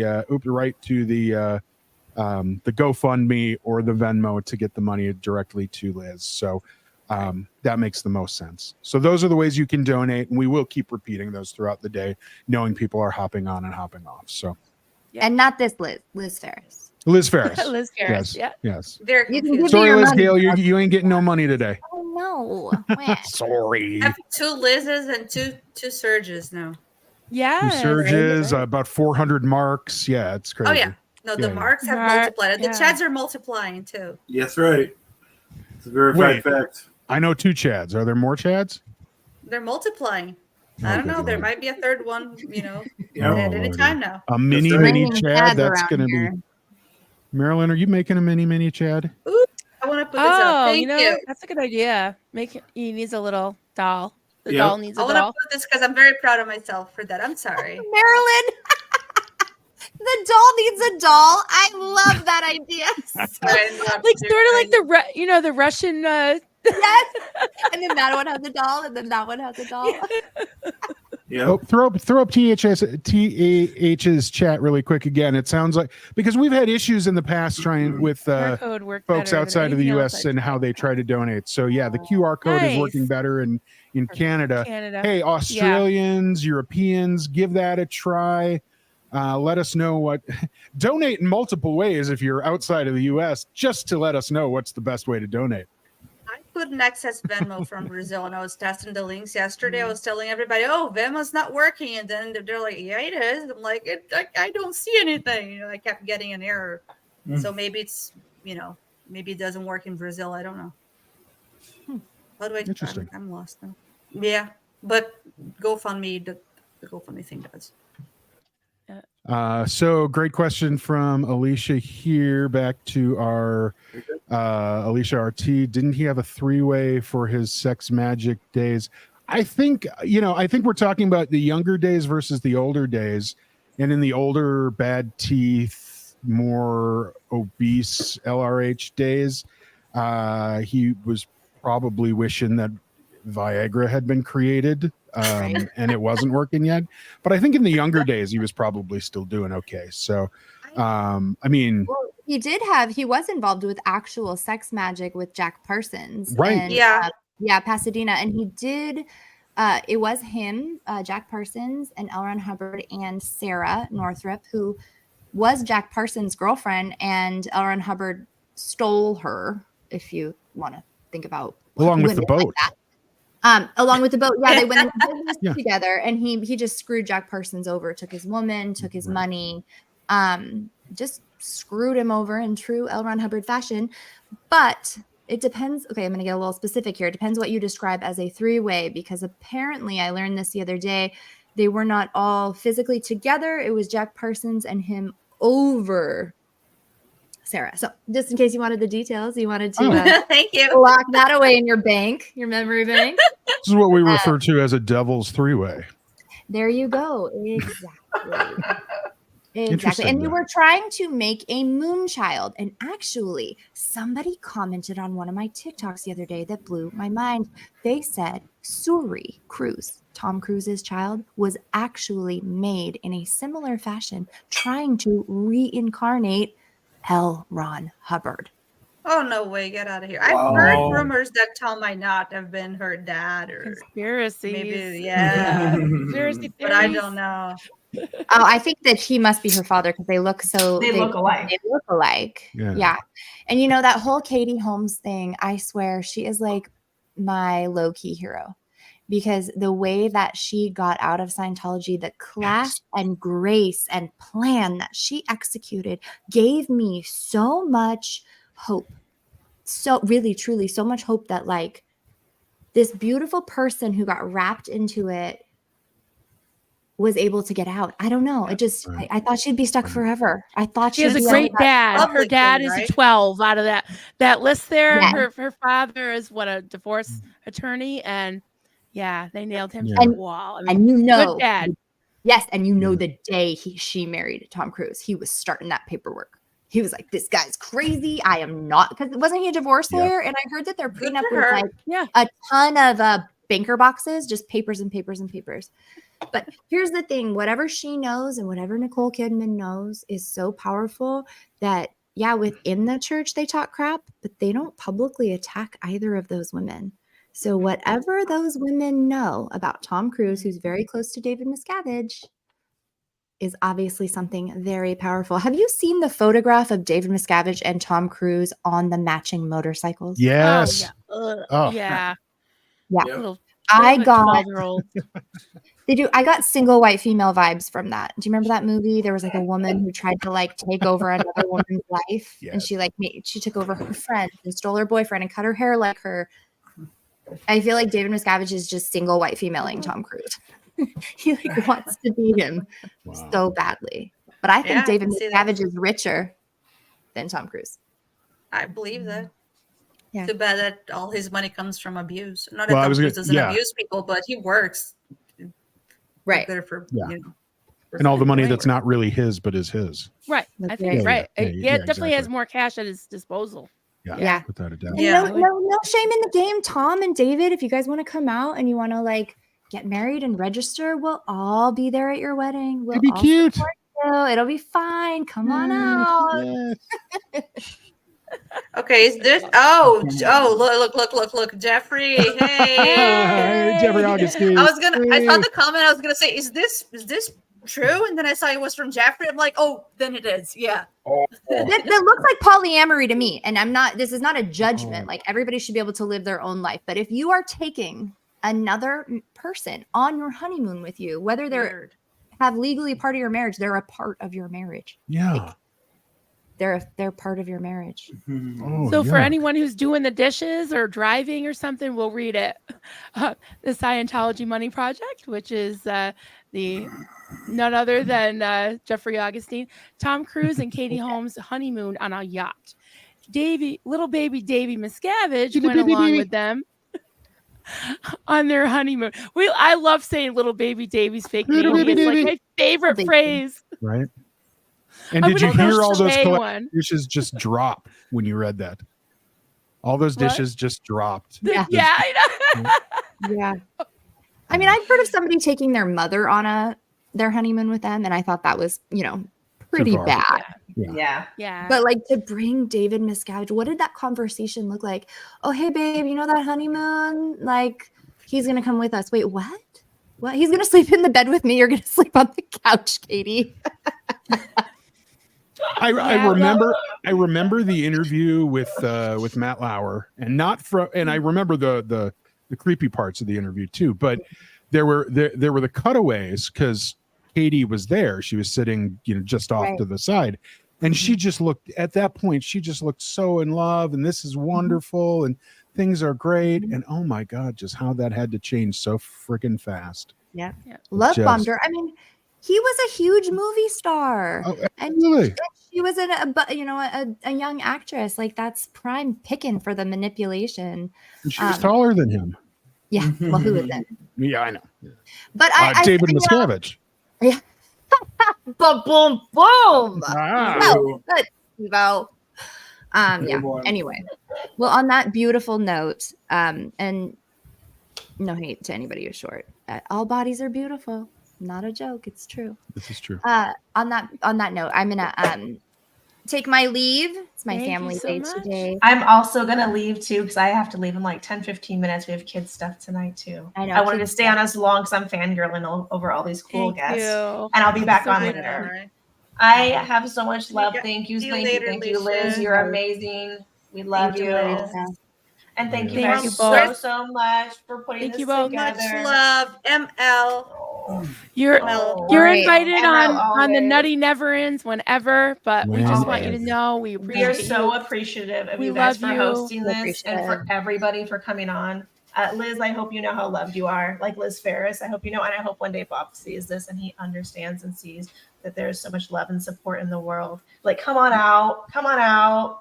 You can enjoy life. We'll take you for a dinner wherever you want to go. We'll take you for multiple dinners, matter of fact, because you'll be out. You go to dinner anytime you want. It's a fun thing, guys. It is. Do all It's that. So thank you guys for awesome. hosting. I'll be back on later. Yeah, we'll see you later. I'll see you, Thank you see so you much, later. Liz. Thank you so I'm gonna much, bail out. Liz. Bye, everybody. That was awesome, Liz. Bye. Thank you. Bye. No, everybody. Bye bye, guys. All right. Okay. All Here right. we are. Wow. There we go. Hey, Do you want to leave guys. the QR code on top of you? Yeah, QR code on me is fine. That's perfect. Okay, I'm gonna leave it there. So OSA folk, those who are watching, those who have to pass this on tonight, sneak a copy, send an email, do whatever you need to over to Bob. Get Bob the message. And I know it's 10 hours. You probably have to break it up into a couple, maybe throw it on a thumb drive, whatever. Get it to Bob. Let him know the message. Let him know Liz loves him. And quite honestly, we all love him and we all want him out. And we're doing this all for he and his daughter to be better.